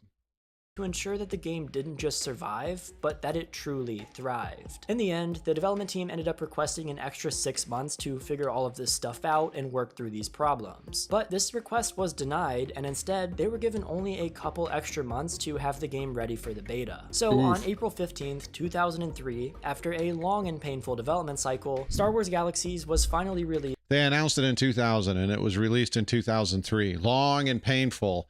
This guy has obviously never played Star Citizen and has no idea about game development. To excited fans. But things, again, weren't as perfect as they should have been. Originally, LucasArts had intended to release console versions for the Xbox and PlayStation 2, but this idea had to be scrapped, and the game was only released on PC. And at launch, many key features were missing, and were supposed to come out with regular updates that would come after the initial release. Vehicles, rideable creatures, and some of the more intricate housing features weren't presented upon release, and the game was also incredibly buggy. And somehow, despite all of these issues, Star Wars Galaxies was surprisingly good. It offered complex crafting, a variety of roles for players to take up, and many avenues for role-playing. Rather than just having solid classes, players had many skills and could freely spend skill points in a variety of professions. The game was designed so that players would naturally rely on each other and affected each other's gameplay. If you wanted to heal from a serious injury, you needed the help of a medic. If you wanted food to give you buffs, you needed a chef. If you wanted a new gun, it was easiest to buy it from another player. Having so many in-game roles filled by players rather than NPCs encouraged people to form their own communities, and the game instantly came alive, unlike the only reason why I stopped playing Galaxies is because the two friends that I was playing with, they moved on to different things, and they just never came back, and I was bored playing by myself. And I started to build up another base of friends, but in crazy battles, but they were still able to feel important. At that point, I just kind of went and played other stuff. Relations with other players. The people who were open to an experience centered on role-playing and making their own fun, rather than a linear handcrafted experience, were treated to an amazing game, and Star Wars Galaxies was truly awesome. It seemed as if the developers had absolutely nailed it, and that this game would be the biggest thing of the early 2000s. And things only got better in the initial months after launch. One of the most exciting moments in Star Wars Galaxies history occurred 4 months after its launch, when on November 7th, someone was finally able to awaken the Force and become a Jedi, the first in the entire game. This player released a guide of every action that they took so that others could try to gain access to the Force as well, and it was a super exciting time for the community. Before this, players had little understanding of how the Force worked and how to pursue it. But now, with a new hope for the future of the game, tons of new players immersed themselves in their guilds and professions and committed themselves to this game for the long run. There was a mystique and secrecy surrounding the Force that made it far more compelling than a typical power-up in an MMO, and many players loved it. And by the end of its first year, Star Wars Galaxies seemed to have a bright future. It was a unique experience that truly stood out from other MMOs. It had one of the most engaged and dedicated communities of role players in any game available, and it still had room to improve and grow. There was so many people that played this for many years to come. But in 2005, higher-ups would begin to push the dev team to take the game in a new direction, and it would result in the destruction of its reputation and player base in a matter of months. Almost every idea that made the game unique and interesting was abandoned or watered down, and somehow, this awesome game that made over $16.1 million at release was reduced to ashes quicker than the Death Star in Episode 4. So what happened, and how did LucasArts destroy their own masterpiece? Well, it starts with an entirely different game. On November 23rd, 2004, World of Warcraft was released. As we all know, World of Warcraft was a near instant success. There wasn't a single other MMO that could compete with it. Immediately, the executives at LucasArts felt threatened and were concerned that they would lose players to World of Warcraft and that Star Wars Galaxies would quickly become irrelevant. This prompted them to demand that the devs at SOE change the game to be more palatable to casual fans. At this time, Star Wars Galaxies was one of a kind, but LucasArts didn't want something special. They wanted something profitable. I played in so 2003. It was obvious what features had to be changed. If the game was to reach mass appeal, they needed to make sure that everyone had access to the most appealing things, when I think I started Jedis. playing this. As a result, they implemented the holocron system. Holocrons were incredibly this is rare when I items started that would playing. give you a hint on what profession you needed to unlock to get the Force. They were a fairly simple item, but they entirely broke the mysterious Jedi system that everyone had been invested in since day one. The secrecy of how to get the Force was the point and the reason that it felt special and fun. Once that was reduced to grinding for new items and then grinding for whatever profession you were told to master from the item, the magic was gone. Players weren't just exploring the world and naturally finding the Force. This was a big thing when I first started, and people were very angry about it in the chat. Like, that's all you would see all the time. For fun, and few roleplayed for the sake of it anymore. Everyone wanted to be a Jedi, even if it meant sucking all of the fun out of the game. This was already really bad, but Star Wars Galaxies took another hit on April 27th, 2005 when the combat upgrade was released. The combat update wasn't a bad idea in concept because the combat in Star Wars Galaxies had been broken for years. In fact, there were rumors that SOE was privately testing a revamped combat system that a few veteran players had enjoyed. However, I don't remember. That revamped system was abandoned for a far more simplified version. Yeah, Blaze, it does, doesn't it? Warcraft. The intention was that this new system would be more balanced and approachable for new players. However, players hated it. Firstly, they resented the change to a completely different playstyle. These people originally played Star Wars Galaxies because they wanted to play Star Wars Galaxies, not a worse version of World of Warcraft. Secondly, many weapons were taken out of the game or changed. The game automatically converted players' old weapons and armor to fit the new system, but oftentimes these changes weren't fair and left players with gear that felt far worse than what they started with. This was a slap in the face to veteran players who essentially watched hours of progress and work go up in smoke, all in service of a mediocre combat system meant to cater to casuals at the expense of loyal, older fans. I would have to LucasArts did a go lot back of through things that and were a slap in the face to their most hardcore see if I could find those players that I used to play with and ask them if this was the reason why they quit, because I think this was around the time when they left, but I don't rightly remember. Some players dropped the game entirely. However, the new combat system did when everyone's special, no one's special. To newer players, and many new people started playing. And the thing is if everybody's a Jedi in Star Wars, then you have no reason for there to be bounty hunters and chefs and science guys and what were the dancers called that gave you buffs? You wouldn't need any of those. And this, yeah, like he said, it killed the game, because I remember when I came in, you still had to do the thing that he was originally talking about, where you had to go online on forums to figure out how people did the Jedi thing. And even then you weren't guaranteed to become a Jedi. And then I think it was shortly after I joined is when they introduced the holocrons. And that's all anybody bitched about for like the next year. And then it was, so I joined somewhere in 2004, maybe 2003-ish. So that that happened, and then I'm assuming this was the thing that pushed my friends away from it, which I soon followed after them. Not because of this, it was just because there was nobody that I wanted to play with anymore. So yeah.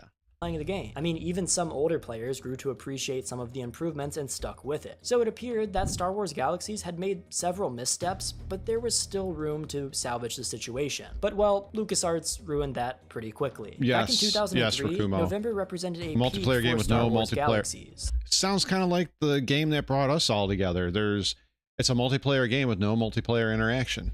But in 2005, it represented rock bottom. On November 15th, the new game enhancements update was released. This patch was essentially the devs entirely surrendering to pressures to copy World of Warcraft. The skill and profession system was simplified into a basic class system. The flexibility and customization of the old one were gone. Even more insulting, becoming a Jedi had just become a class. To awaken the Force, you didn't need to explore, immerse yourself in the world, or even collect the holocrons that we mentioned before. You just needed to select the right class. The complicated crafting system was also simplified. Pretty much everything that made Star Wars Galaxies unique was instantly scrapped. The sandbox, role-playing focused gameplay was morphed into a far more basic loot, kill, level up progression system. Veteran players hated this change and began unsubscribing en masse. They felt frustrated and betrayed. Not only had the game completely changed and yet again erased all of their progress and effort, but it just wasn't fun anymore. To be fair, there were newer fans that did like this update, but they liked it because it made Star Wars Galaxies play like every other basic MMO.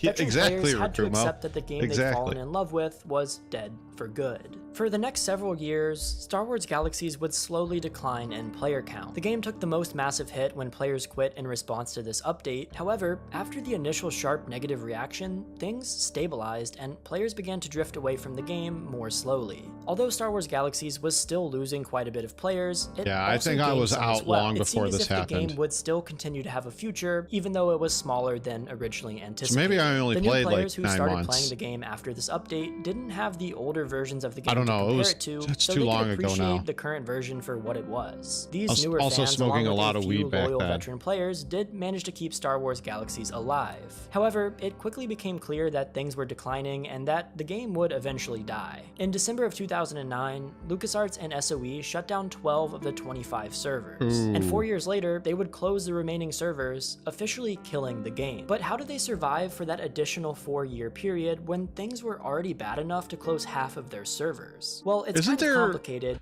Somebody, I thought there was still private servers of this game up. I could be totally wrong.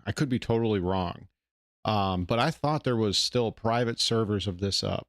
And it seems as if they pulled the plug. I've played Titanfall 2. I didn't play the first one. I played 2, but that was offline on my PlayStation 4, I believe. While the game did still have some active players. The contract between SOE and LucasArts was set to end the following year in 2012. This meant that as the contract expired, SOE would lose the rights to use the Star Wars IP, and without access to licensing, even the best update in the world couldn't save Star Wars Galaxies. The game's decline and negative player sentiment made it extremely unlikely that LucasArts would be willing to negotiate an extension for this contract. While things were bad with Star Wars Galaxies, LucasArts hadn't given up on making a successful Star Wars MMO. In 2005, while Star Wars Galaxies began to struggle, the company partnered with BioWare to begin work on a new MMO that would learn from the failures of their first attempt. And by 2011, the same year that the remaining servers were shut down for Star Wars Galaxies, LucasArts' priority was now releasing and promoting this new game, and not worrying about a nearly 10-year-old game that was in decline. And additionally, shutting down Star Wars Galaxies would push the remaining players to try out Star Wars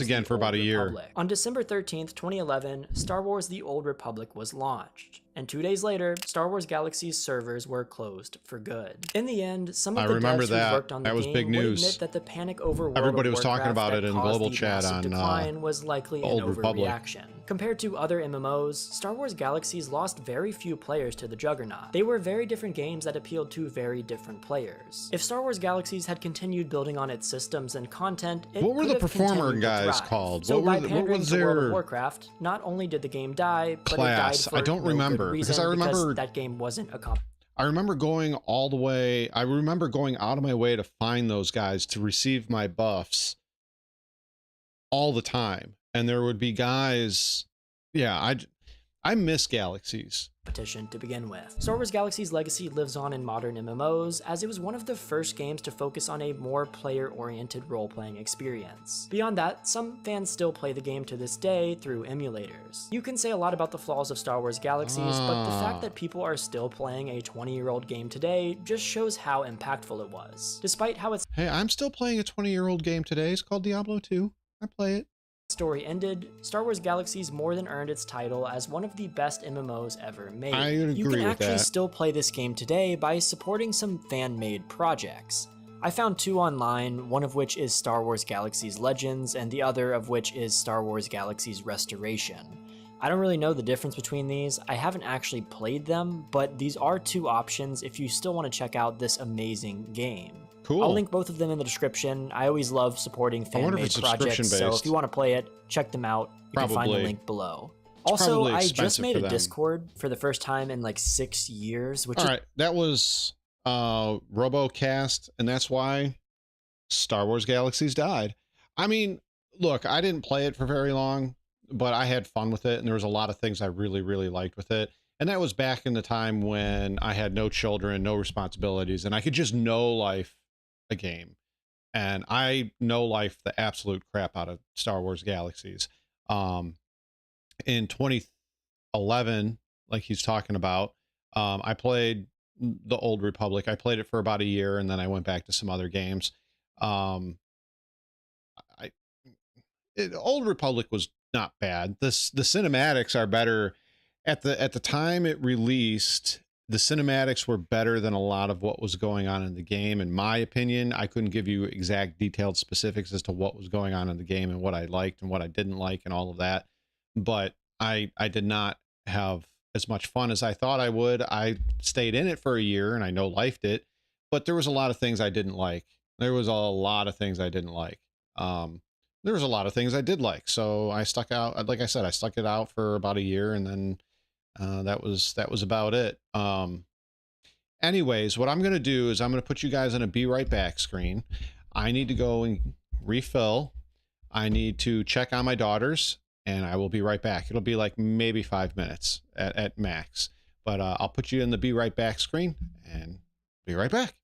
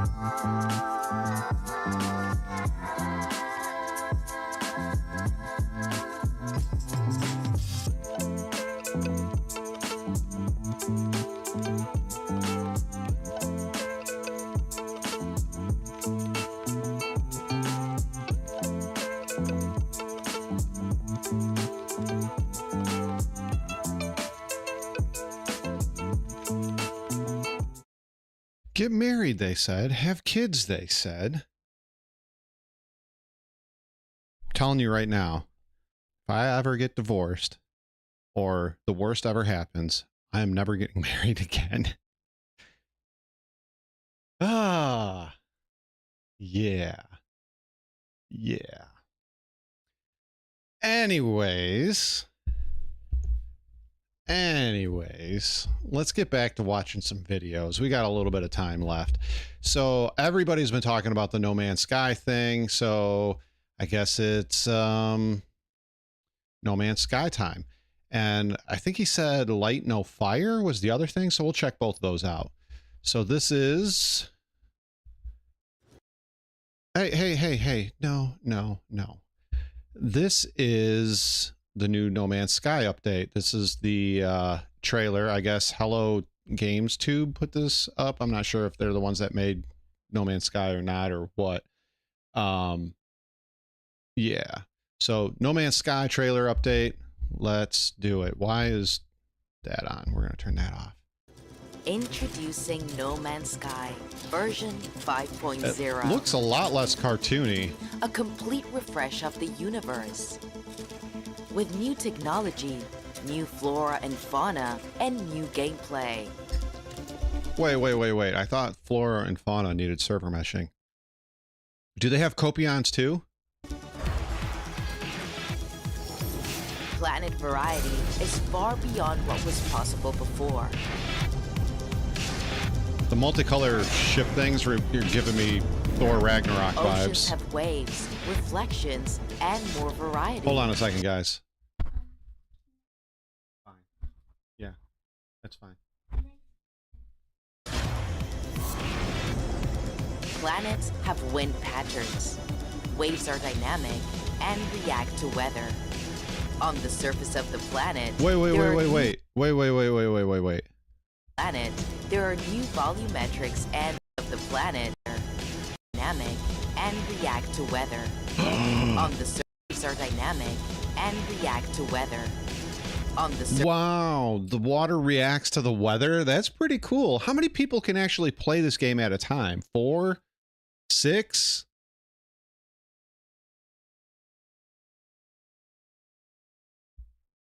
Surface of the planet, there are new volumetrics and atmospherics.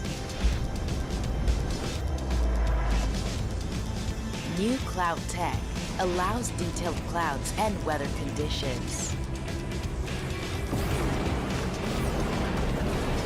In storms, that looked cool.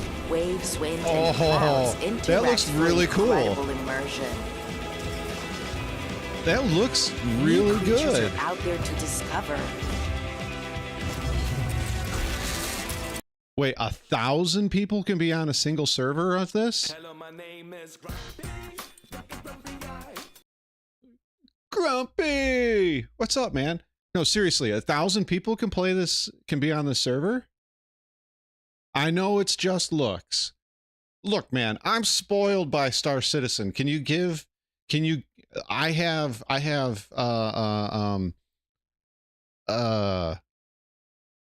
here's Star Citizen and what I expect, and then when other games do that more, I like... I'm kidding, but still. I know it's just... I've never played this game. 32, it's not bad. It's about how many people you can actually run into when you play Star Citizen, even though the server says there's 150 in there. I mean, 32 is reasonable. With a combat-focused expedition.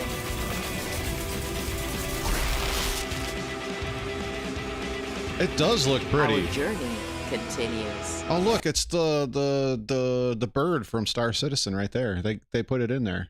4 in a group, 32 in a system. That's not too bad.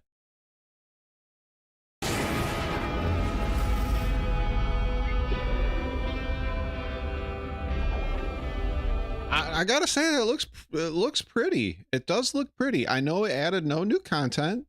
I've never played it, so all the content's still new content to me. I don't have this game, and I'm probably not going to get it, but actually I think it's in my Steam library. Thank you to the family sharing program, which if you guys don't know, you can do family share with your Steam account, and you know, they don't have access to your payments and all of that, but they have access to your library and you get access to their library. The only thing that sucks is, like, let's say I was playing No Man's Sky and Canop, I'm using Canop's library. If Canop got onto No Man's Sky, it would boot me off. So that does suck. Yeah. But yeah, well, maybe I'll check it out one day. Now, he said the other one was Fire No Light. Yes. Let's check this out. So apparently they're using technology from this game. All right, let's check this out. So let me make sure I have this settings as high as they can go. No, I don't even have 8K.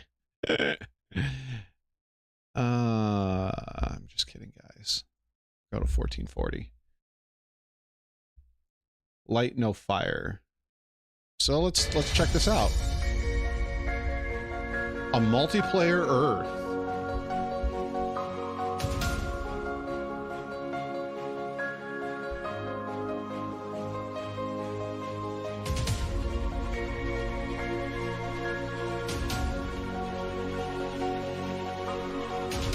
Once again, this looks really pretty.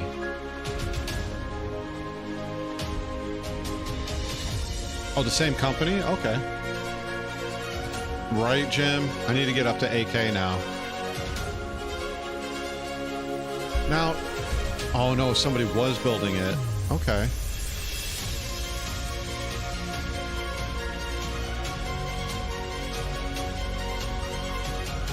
Dragons. Sweet, I can be the Dragon Queen, the Breaker of Chains, the Unburnt.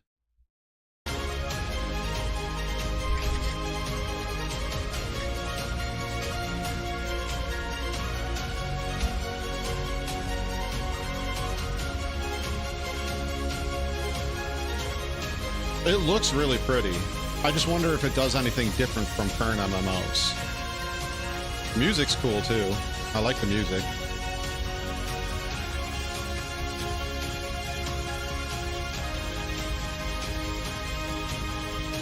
What? I can ride a jackalope?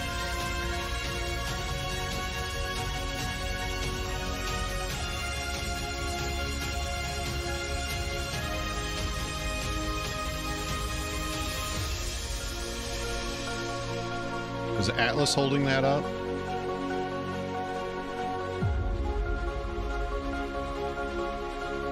It's the first I've ever heard of it, Grumpy. I'm not saying it is or it isn't. Building and survival game developed and published by Hello Games, the creators of space exploration title No Man's Sky. Now, the question I have is this going to be as dreadful, terrible, and as bad as the No Man's Sky release? And I haven't seen a date as to when this is going to be released. Really? I mean, I still like it.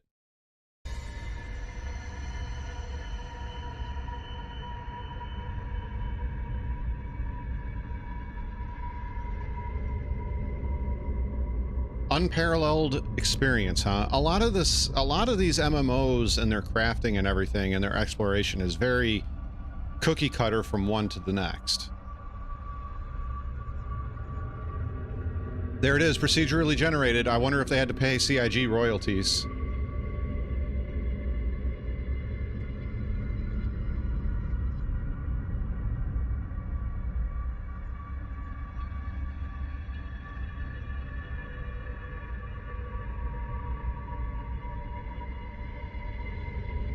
I mean, it sounds like it's checking all the boxes off, but, you know, writing some words on the screen is very different than actually producing it into a video game. I mean, most of us should have learned our lessons with other games that have done this.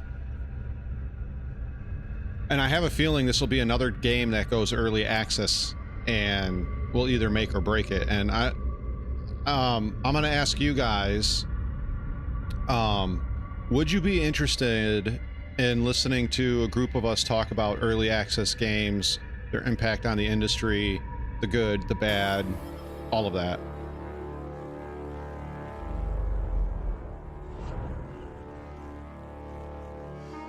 Light, no fire. Oh, we got nothing from it. Okay, well, that kind of sucked. So that was the light, no fire. But yes, I'm wondering if you guys would be interested in hearing a bunch of us sitting around talking about early access games. And as I said, the impact on the industry, the good, the bad, the very ugly, the haves, the have-nots, all of that stuff, all the stuff that goes into that. No idea what Throne and Liberty is, but I might check it out.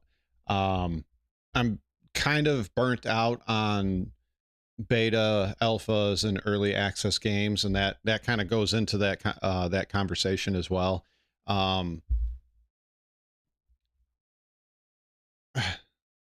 It's a scam 100%. I mean, at the very worst, it's another day before and everybody gets their money back. And hi, Cat, how you doing? Or Car? Cat, Car, me, yeah. But yeah, I don't know. Looks like it could be cool if it actually makes it out. Oops. One more back. No Man's Sky. One more back. Close that down real quick. So I don't know. It could be cool. Could be, you know, like some people are saying, 100% scam. We'll see. We'll see what happens. We'll see what happens. What time is it? What time is it? Hold on a second. I'm trying to figure out what time it is. I got about 20 more minutes and then I got to get ready to go. I am the Uber/Lyft driver for my children today. I got to pick up one more kid. I got to pick up one kid from one house, drop off another kid at another house, and figure out what I'm going to be doing for food. Yeah, I would like to stream later tonight, but even if I don't, I'm going to be playing something with some of you guys or all of you guys or something, just not Star Citizen, please. No Star Citizen. So we'll check out. Somebody's texting me. It's no emergency. Oh, it's a friend of mine.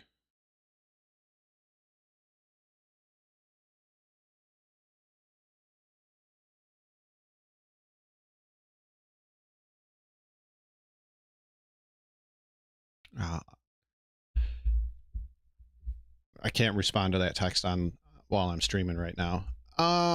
Let's see. We can check out a short one and maybe a longer one, depending on, you know, we'll do this one, but first let's do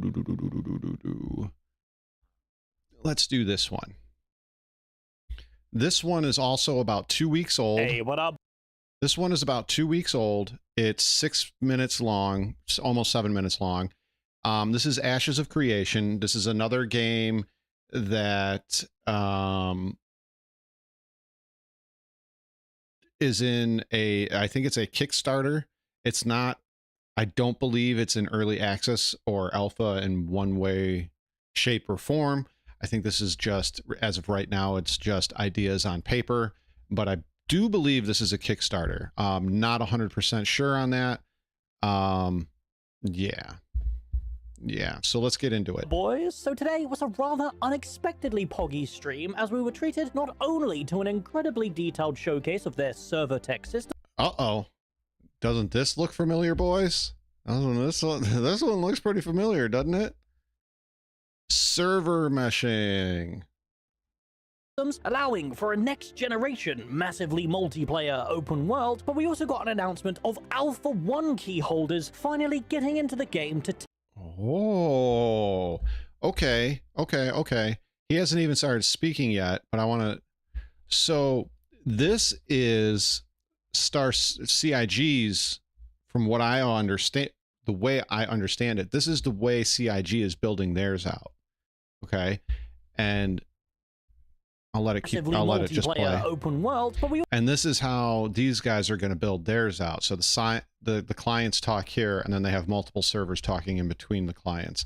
I wonder how that's going to work out, and if one way is better than the other. But I guess we should shut our mouths and let him continue. Also got an announcement of Alpha 1 key holders finally getting into the game to test this exciting new tech. But before we get into that, our beautiful He's a wizard, Potter. Perry. Subs and I would love for you to grab yourself a Kyola, because Alpha 2 is approaching. I don't know what kind of that drink is. And oh boy, I am super excited to finally get into this game in a few weeks. But enough about that. We can talk about that in later videos. Oh, so their early access is coming up. Interesting. Live stream to go through. Now, with all that bollocks out of the way, let's begin, shall we?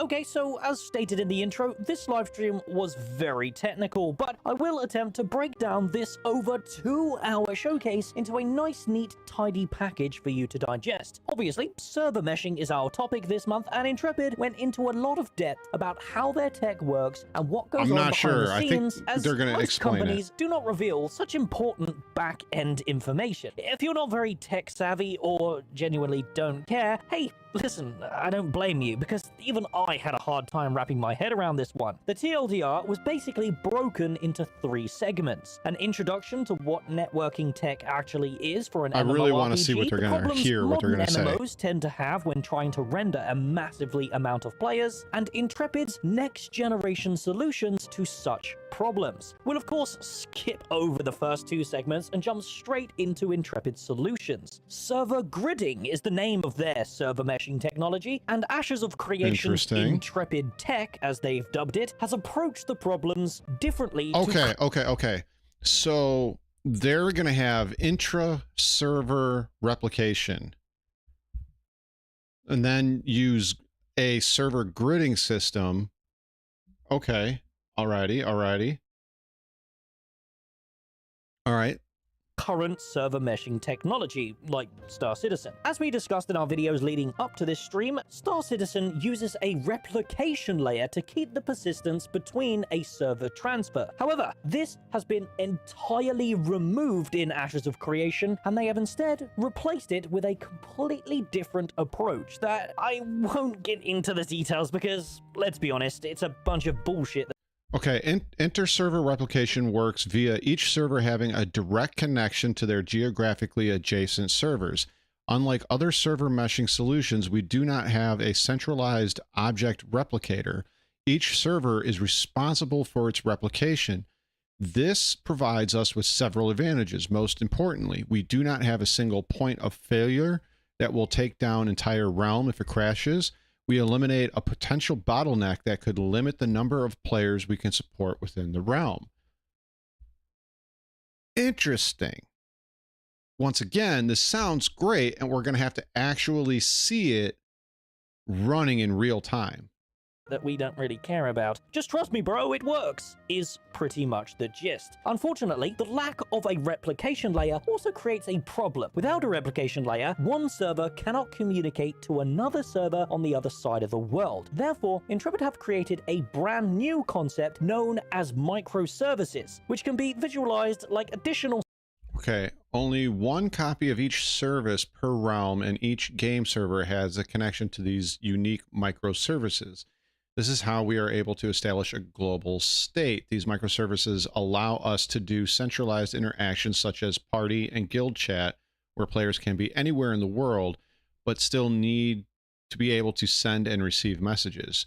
Node service, guild service, mail service, artisanship service, and social services, chats, and parties. Okay. All right. Servers floating above the standard ones that communicate all the information to one another. And now we get communicate all the information like additional. So it looks like they're using servers and then cloud servers on top of that. So you pass a chunk and you are naked. Servers floating above the standard ones that communicate all the information to one another. And now we get on to the final solution, solving the large number. Now we get. All components have been architected to be fault tolerant, meaning individual services and game server crashes will not take down a realm.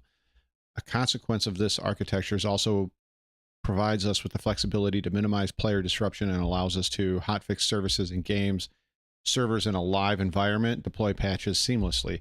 So they won't have to take down servers to implement a patch or a hotfix if this works. On to the final solution, solving the large numbers of players coming together in one location dynamically. It looks like all of these dots here, the yellow and blue dots are players. Okay. Of players coming together in one location dynamically. Dynamic server meshing. The problem we need to split the load somehow so the server can handle it. We need to use multi-thread Unreal replication.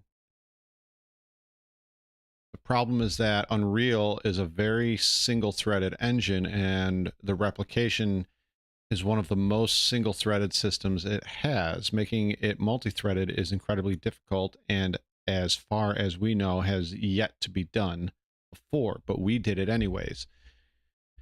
Okay, so standard single thread, they have the main thread, replicate actors all the way down. The custom multi-thread is thread 1 with multiple replicators inside. Okay.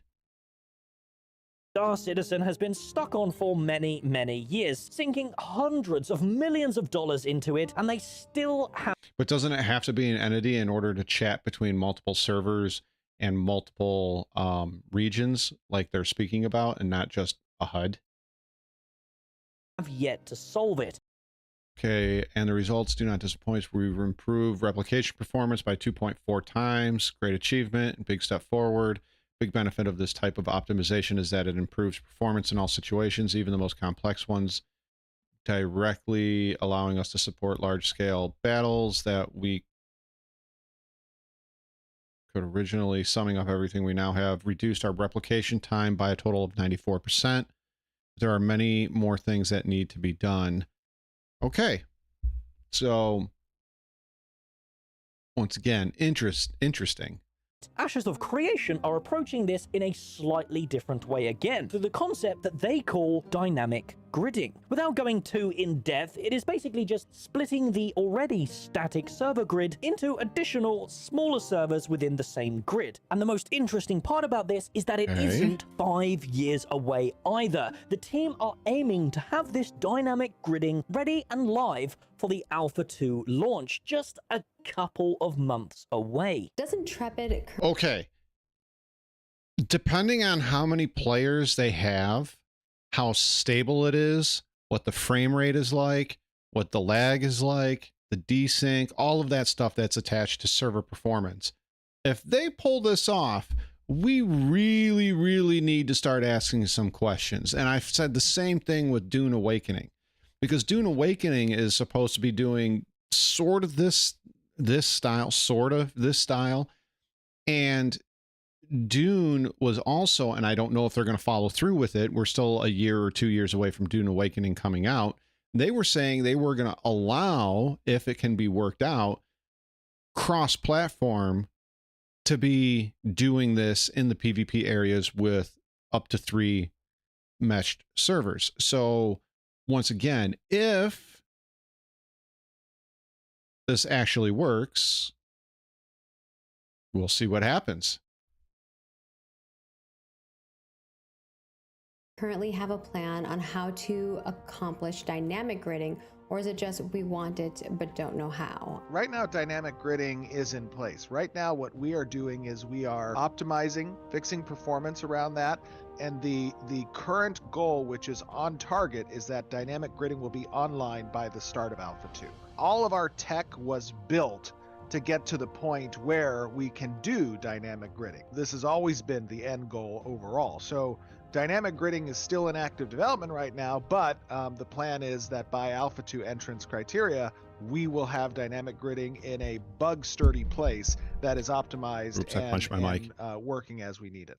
Now, the rest of the presentation was just kind of yapping about tick rates and other bullshit, so I won't go too deeply into it as it's pretty nerdy for the general audience. What I recommend though, if you are interested in this next generation tech, is to watch the full 1 hour and 20-minute presentation, because obviously a balding middle-aged man cannot do Intrepid's work justice in just a single 10-minute video. Therefore, I will be following this brief breakdown into a much more in-depth video later this month. But they don't have that much money, digest this information by subscribing and tuning in to that upcoming video. Now, we'll conclude today's breakdown with the rest of the stream information related to the studio update and artwork. First up, the studio update went into a very interesting discussion about Alpha 2 key sales. So apparently, because of this server meshing technology, Intrepid can now host many more players and many more servers. Therefore, the Alpha 2 key sales, from what I understand, they're using something similar to it. I don't know if they're using the exact same thing or if they're... It's supposed to be 3 main servers that are then gridded down, according to some of the stuff that I've read. But it wasn't official release from Dune Awakening. It was... I don't remember. But... We'll see what Dune does.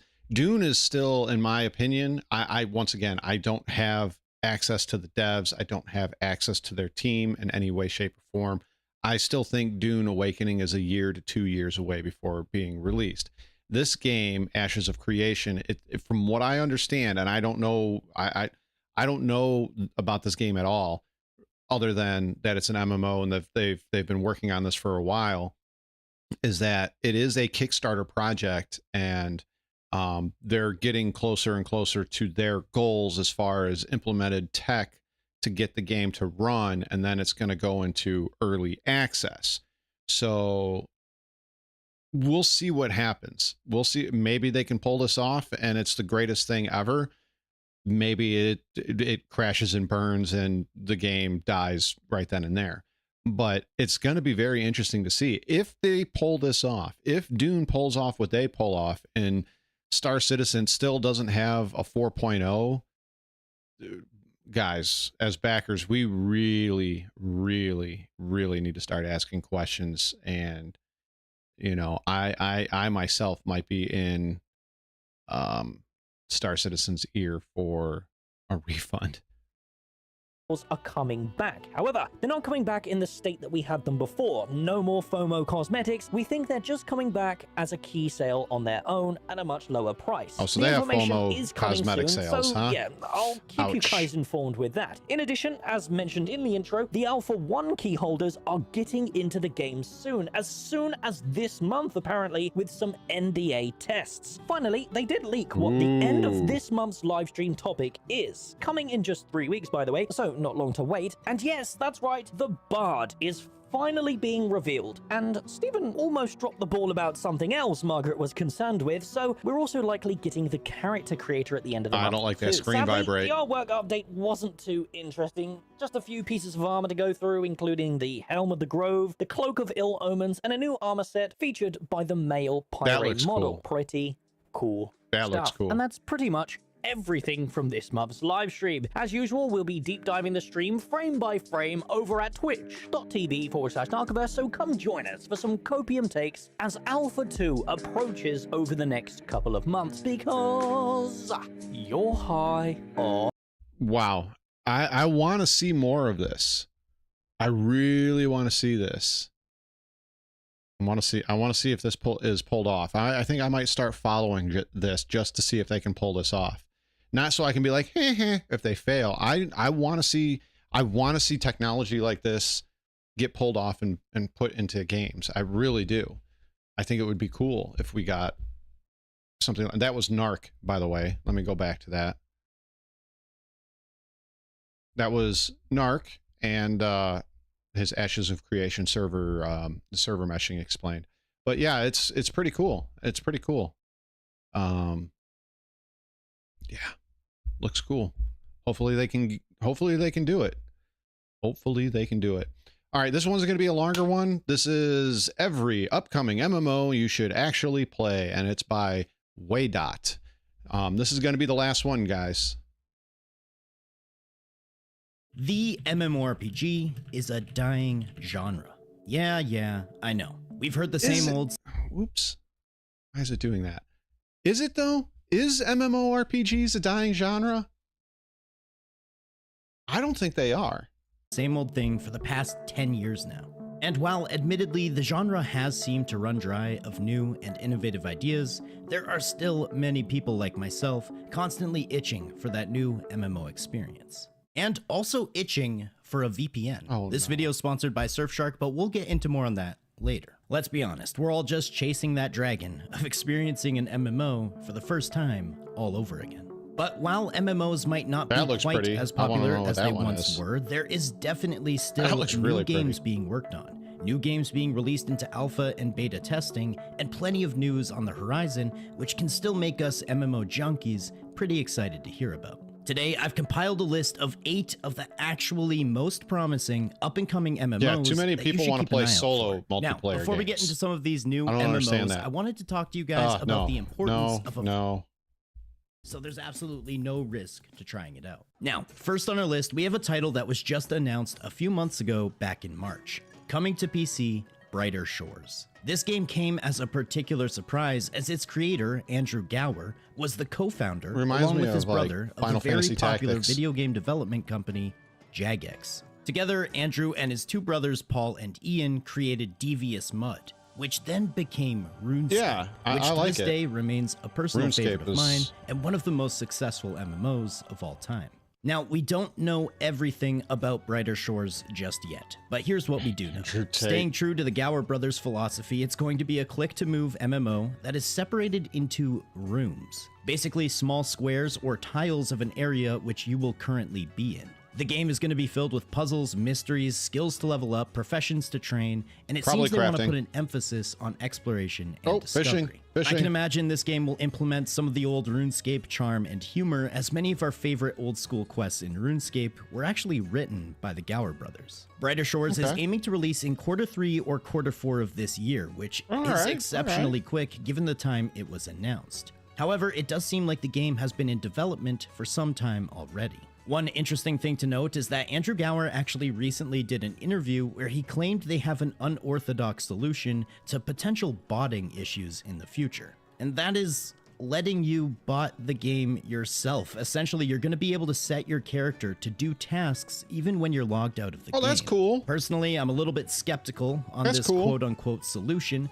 To me, it sounds like a bit of an idle game that doesn't reward actual time spent in-game. But I'll wait to hear more on this before I make a decision. Either way, there's plenty of more information on Andrew's Twitter, and not all of us can know life anymore, man. For this new MMO, if you'd like to find out. I'm not going to play this. I'm personally really excited for, and you'll be seeing plenty of Brighter Shores coverage on my channel. Want to self-bot? That'd be cool. Next up, we have none other than Blue Protocol, a free-to-play action combat MMO that will be available on both PC and consoles, with an anime art style that, actually, just taking a look at the trailers, looks really fun to play. Blue Protocol was actually released in Japan almost exactly 1 year ago, but they've delayed the global release to later in 2024, due to many reasons, but mainly because the game didn't feel completely fleshed out. Apparently, players felt forced into a repetitive dungeon grind in an endgame that is needlessly the grinding. effects. This makes me personally a little concerned for potential character gotcha models, or pay-to-win mechanics being added into the game. I'd rather However, watch it's anime always than a play question it. if those mechanics will be implemented as harshly into a Western release, as we tend to push back a bit harder against pay-to-win as they do in the East. Either way, from an artistic style, the game is reminiscent of Genshin Impact, though it seems to be much more focused on the MMO aspects of the game. In Blue Protocol, it appears your class is going to be dictated by what weapon you're using, and I gotta say, the combat already looks super engaging, fast-paced, and most of all, fun.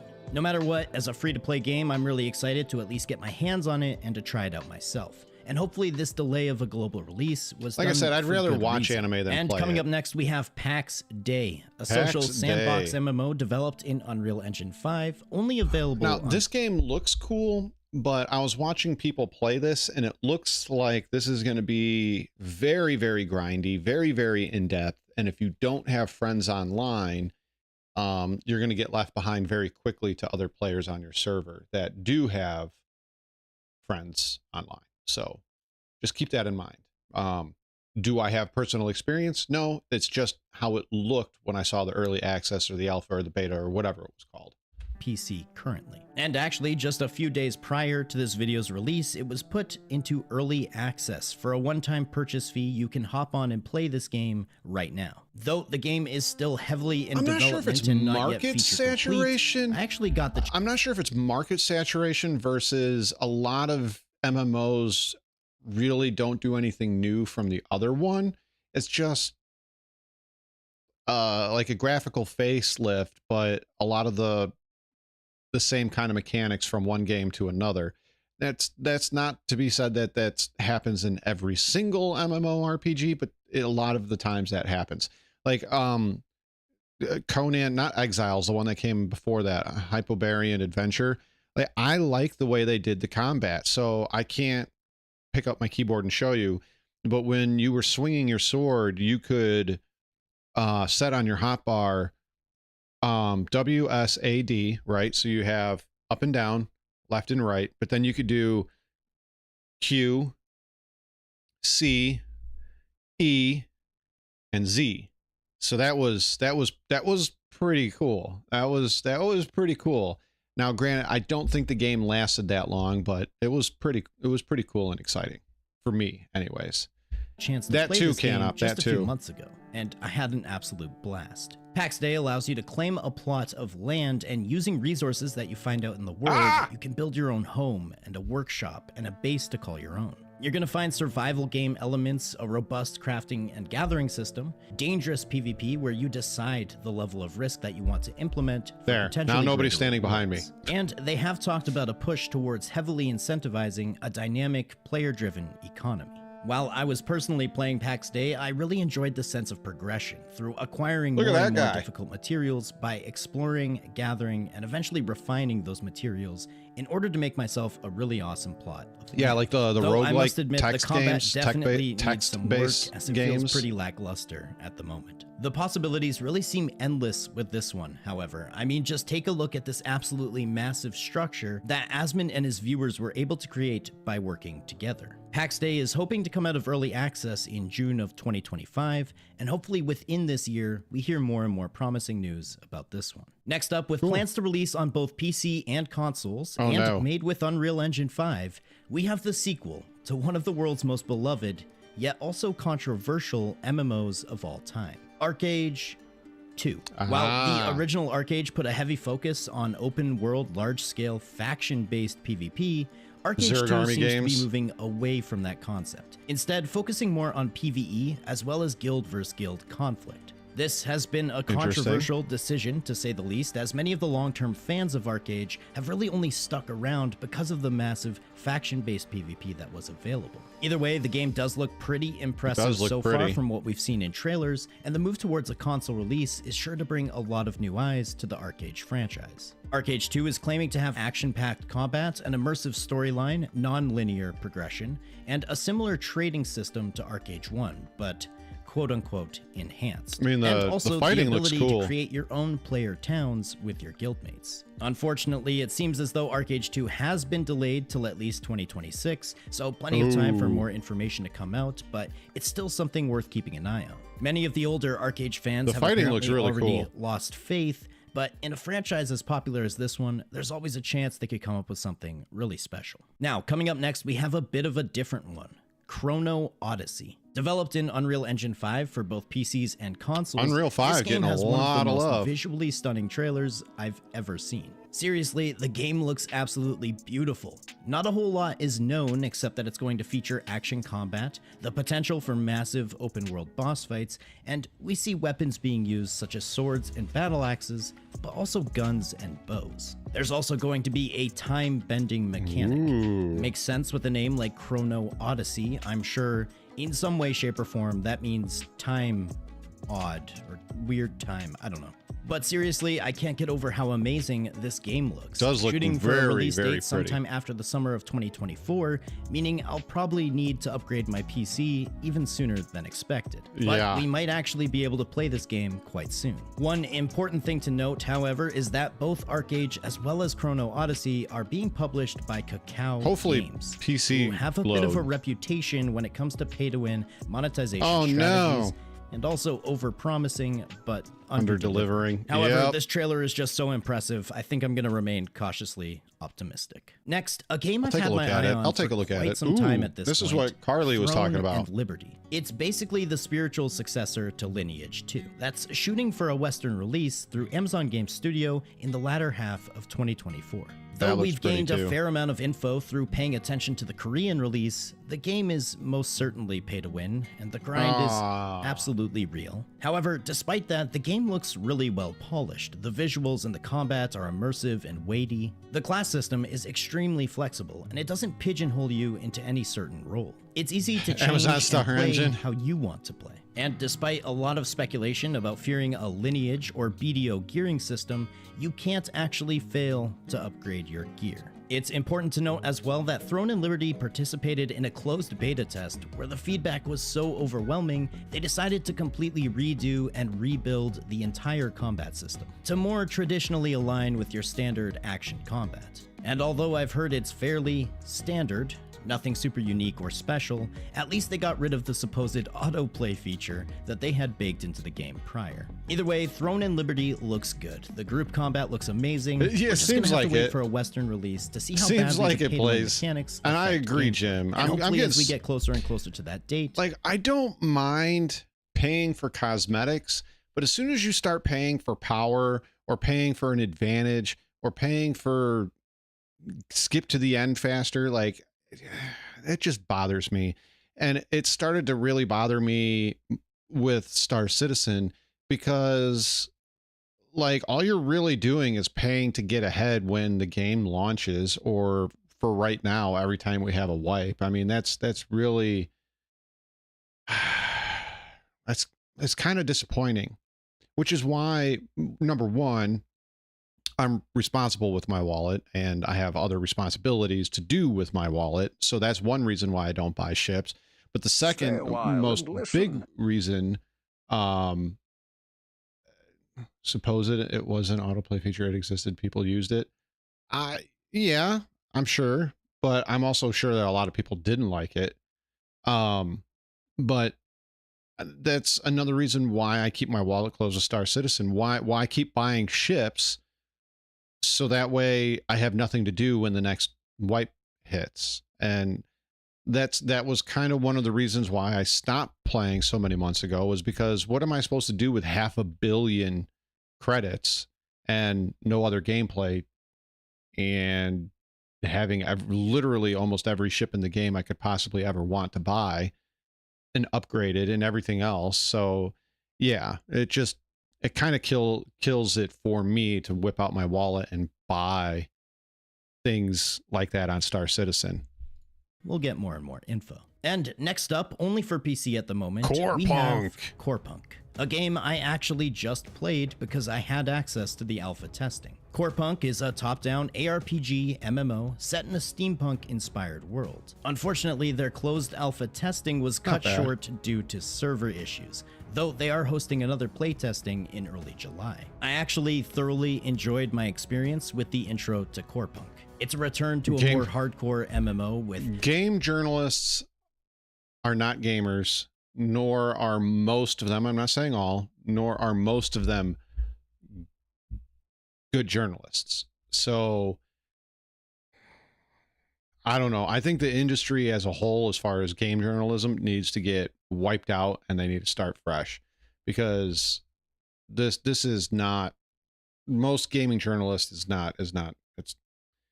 they're not doing the gaming industry a service. Now, if you rewound the clock back in time to like pcgamer, Game Informer, and stuff like that, in the mid 90s, that was peak game journalism at the time. There was no there was biases, but there wasn't political biases and things like that going on in the industry, and we need to return to that. But I think we're too far gone. Unforgiving and sometimes difficult mechanics. The gaming industry there's a very good video by Grumpy Eye called I think it's called something greed. He put it out a while ago. You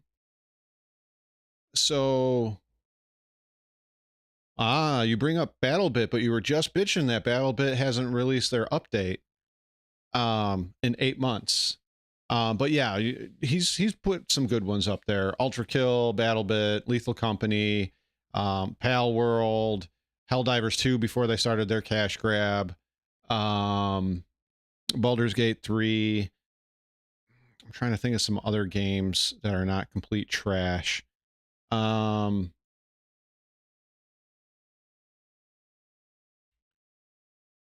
don't know. There's quite a few games out there that are not cash grabs. They're just hard to find. That's the problem. There are so many. Get rid of that fuzzy. There are so many games out there right now that is all about the cash grab. You know, Path of Exile, that's an old game. It's like 10 years old, but you can't buy power. The only quote unquote controversial thing you can buy in Path of Exile is more stash space. And then there's also you can buy cosmetics, but you can also earn them by playing the game as well. But a lot of these money grab, Rakumo's right. Path of Exile and other games like that, where they don't have a monetary system built into their game, like earn these in-game things to buy these things, I find those more enjoyable, because then it's less about grinding those in-game coins to then buy cash goods. But yeah, there are games that come out that are not cash grabs, as far as like, here's this cosmetic store or here's this power store. They're just really, really, really hard to find. They're really hard to find.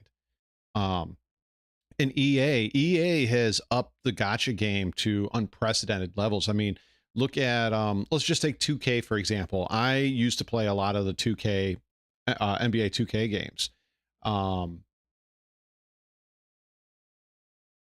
And they are ridiculous. So I think it was right around 2017, maybe 2016, they started doing cash grabs in their games, and has gotten to a point where it is like out of control. So they have 2 game modes that are the most popular game modes for the NBA 2K games. The same thing with Madden, and that is the Ultimate Team and then the My Player. So the My Player aspect, I can't speak about the latest ones. I stopped playing in 2019. Yeah, 2019.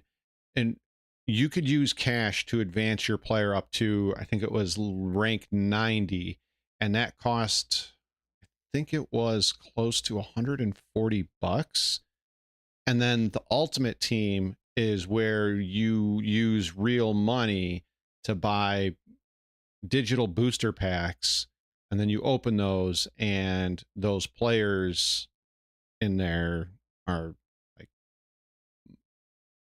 you know, it's a card game, but you play the game as a standard basketball game, but you can only use the players that you have a card for, and then you get other cards that boost their attributes, and et cetera, and et cetera. And it's huge money. People spend thousands of dollars on those games yearly. It's insanity. It's insanity. So, well, it's $140, but you also had to pay $70 to get the game. So in reality, you paid $210, between $200 and $250, and that's only for one my player. And then, like I said, the ultimate team thing that can run you into the thousands very quickly, trying to get, you know, a 5-star team and all of that stuff. I forget how it's all broken down now. I haven't played in 4 years, 5 years, so 6 years. Yeah. But, and in a response to WTF and Canop and Rakumo, there's a lot of games now where the most popular games are pushed by streamers, places like IGN, pcgamer, and so on and so forth, that they are popular, but they have tons of in-game buying stuff, you know, a game store. And it's just absolutely nuts. It's absolutely nuts. And they remain popular because people want to be that guy, or they want to get to that part, or that point of how well they play the game. Yeah. So yeah. Game doesn't hold your hand and point you in the right direction, but instead gives you hints and just enough information for you to figure out. Oh yeah, every the crafting and gathering every game is trash to somebody and grindy, but in a way that makes finding resources rewarding. Playing a game that you like is fine, whether it has gotcha in it and you don't participate in it, or it's just a fundamentally bad game. Like, look, there's a game that I like that came out in I can't remember exactly when it came out, but it was a Superman game where it was like the Spider-Man and stuff where you could fly around the city and do odd things, and there was a storyline, and hey, look, it's Grumpy, he's right here, it's Grumpy Eye. But yeah, there was that Superman game that came out. I don't think it was 64. I think it was on PlayStation 3. But anyways, there's a Superman game that came out. It's universally hated. Everybody hates it. I enjoyed it. I loved it. I had a great time with the game. I played it 2 times all the way through. I had fun. And then I would jump in there every once in a while to break the sound barrier and fly down and beat up some bank robbers. And it was fun. It was fun. I had, you know, who care? I don't care that it's considered fundamentally one of the worst games ever made. I don't. There was another game, because we were talking about this not too long ago, and somebody was like, you know, people don't play the worst games ever. There was another game that was on the top 50 worst games of all time, and I don't remember what it was. I had a blast with it. I loved it. I played the absolute crap out of it until there was nothing left to play, and I traded it in and got another game. But, you know, like I said, if a game to you is good, play it. Have fun with it. Enjoy it. Don't care what, you know, it doesn't matter what other people's opinions are. I don't like Star Citizen at the moment. If you like Star Citizen, play Star Citizen. I'm not going to be like, hey, bro, should stop playing that game because it's shit. No, play the game if you want to play it. If somebody else over here is playing, trying to think of a game that a lot of people don't like. Oh, First Descendant. Somebody's playing First Descendant and they like it. Play the game. I don't like that game either, but play the game. Have fun with it. I don't care. I'm not going to tell you game sucks, you shouldn't play. No, if you want to spend your time playing that game, spend your time playing that game. If you don't like it, say you don't like it, but have fun playing that game. I've been playing Battlefield 5 and recording some stuff for a few other games that I'm planning on releasing in the next hopefully over the next week or so to 2 weeks. But I'm having fun with those games. Are they great games by any comparison versus another title? Probably not, but I'm having fun with it. And people can tell me it's a shitty game, but I'm still having fun with it. The only thing that, like Battlefield 5, the only thing that annoys me about that game is I don't like some of the cosmetic choices they did in that game, and then the amount of cheaters I run into in every game. It's pretty bad. And takeaways that I had with the game were mostly small issues like balancing, mob density, health and mana regeneration, all things that hopefully through more and more playtesting. Here's another example of games that people like that other people don't. Like, yeah, exactly, Rakumo and Jim. But like, here's the other thing. Like, Grumpy likes EVE Online. I downloaded it. I tried to play it. I don't like it. I don't like it. Now, I'm not going to jump in Grumpy's voice chat and tell him, why are you playing EVE? That's such a shit game. If he wants to play EVE, he can play EVE. I don't care. Like, it's not a big deal. Like, if he wants to play EVE, he can enjoy playing EVE. I'm not going to play it. Why? I don't like it. I don't like it.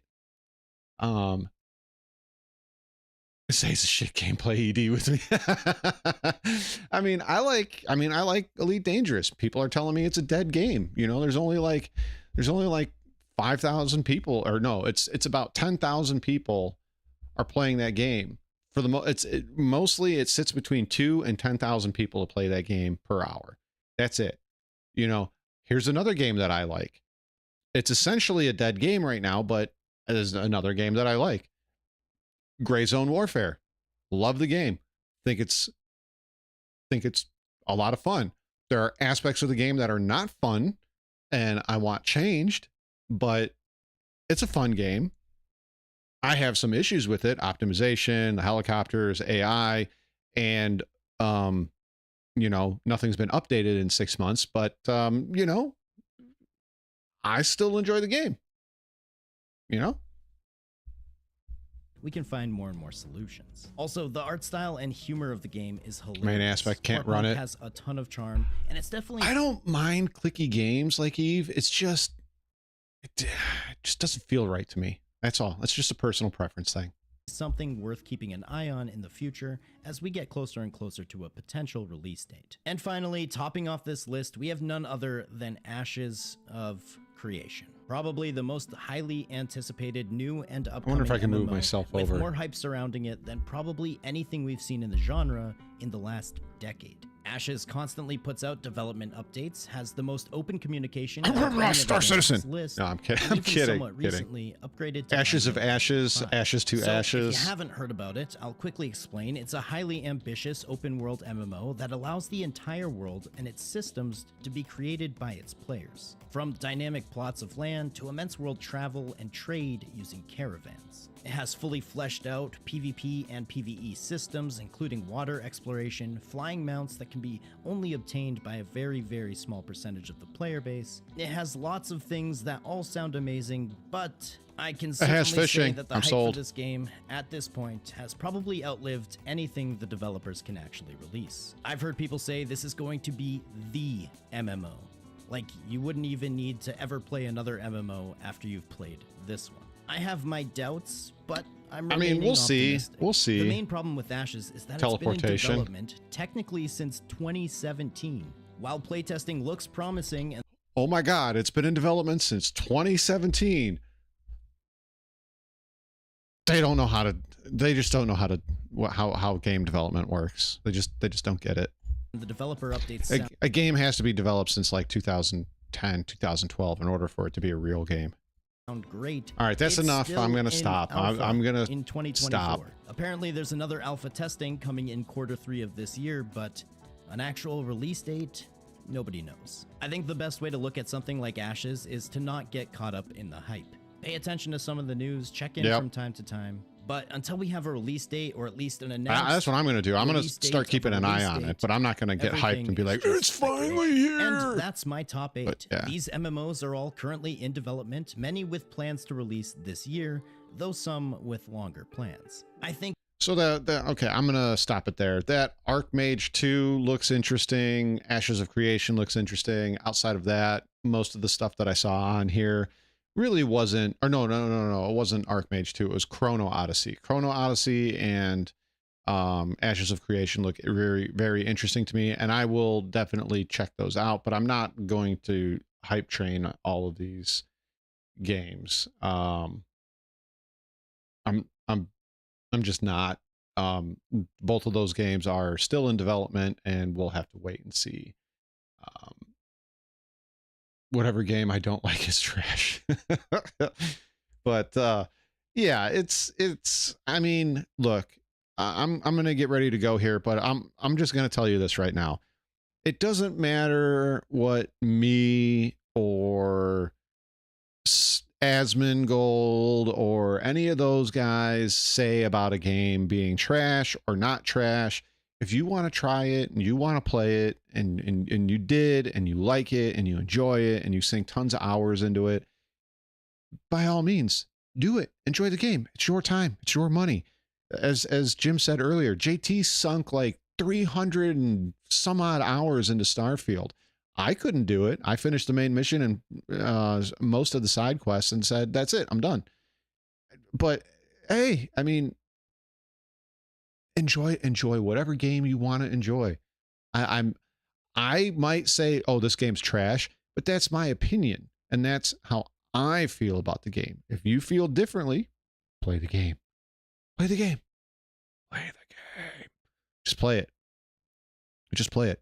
Like I said, there's games that are considered fundamentally the worst games ever created, and I played them and I enjoyed them. Shit. Waterworld's considered one of the worst movies ever made. I watch it and I think it's a great movie, and I'll watch it again, damn it. I think it's cool. I like it.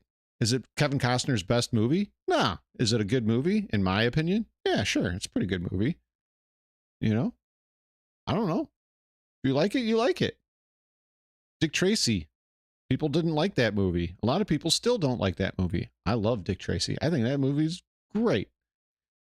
The new Matrix movie, I did not like it. I thought it was trash. If you liked it, go ahead. Like it. I thought it was trash. We would be honored if you would join us. Jagged Alliance was awesome. Highly recommended. I'll have to check it out. But like I said, if you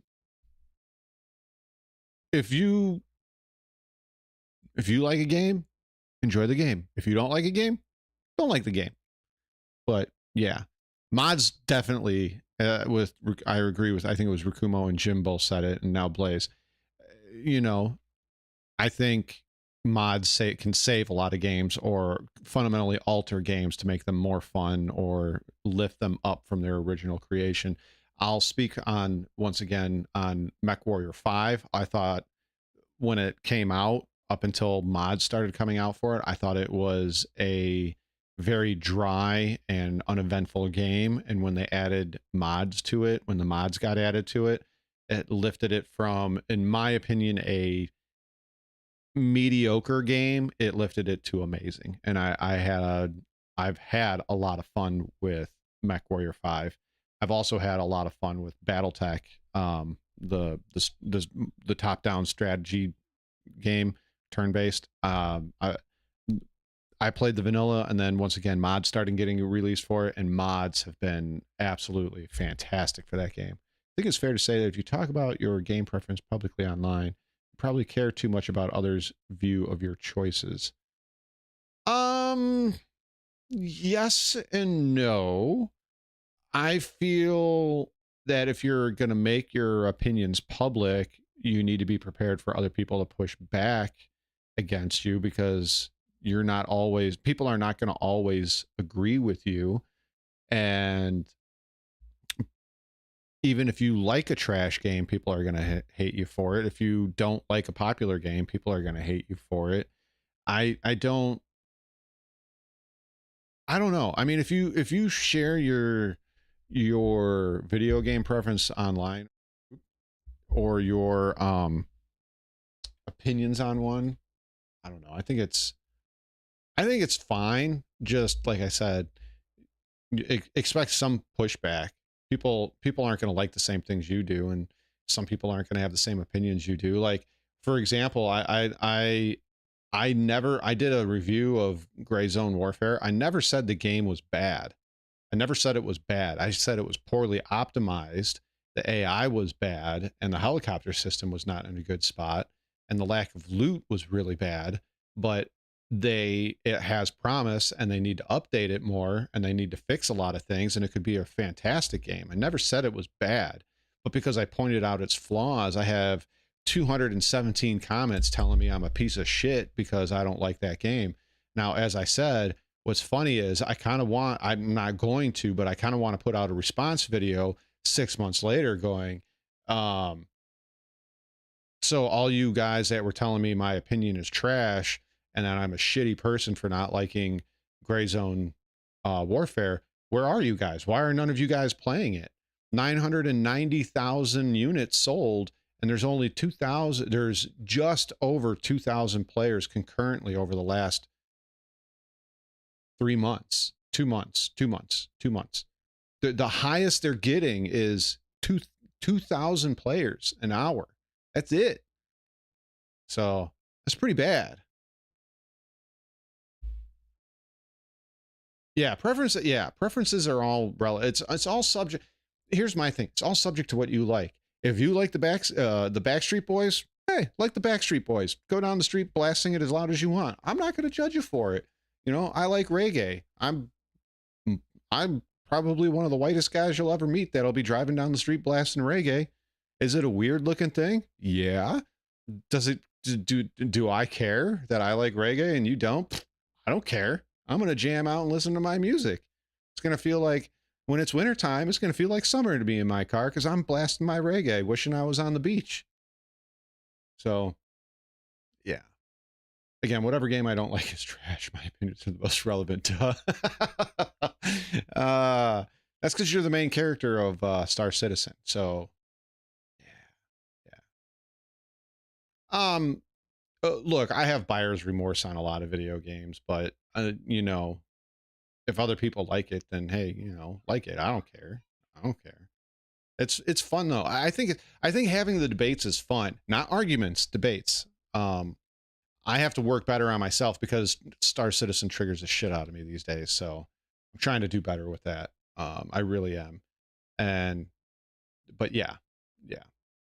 Anyways, guys, I got to go play Uber/driving Miss Daisy and do all of that fun stuff.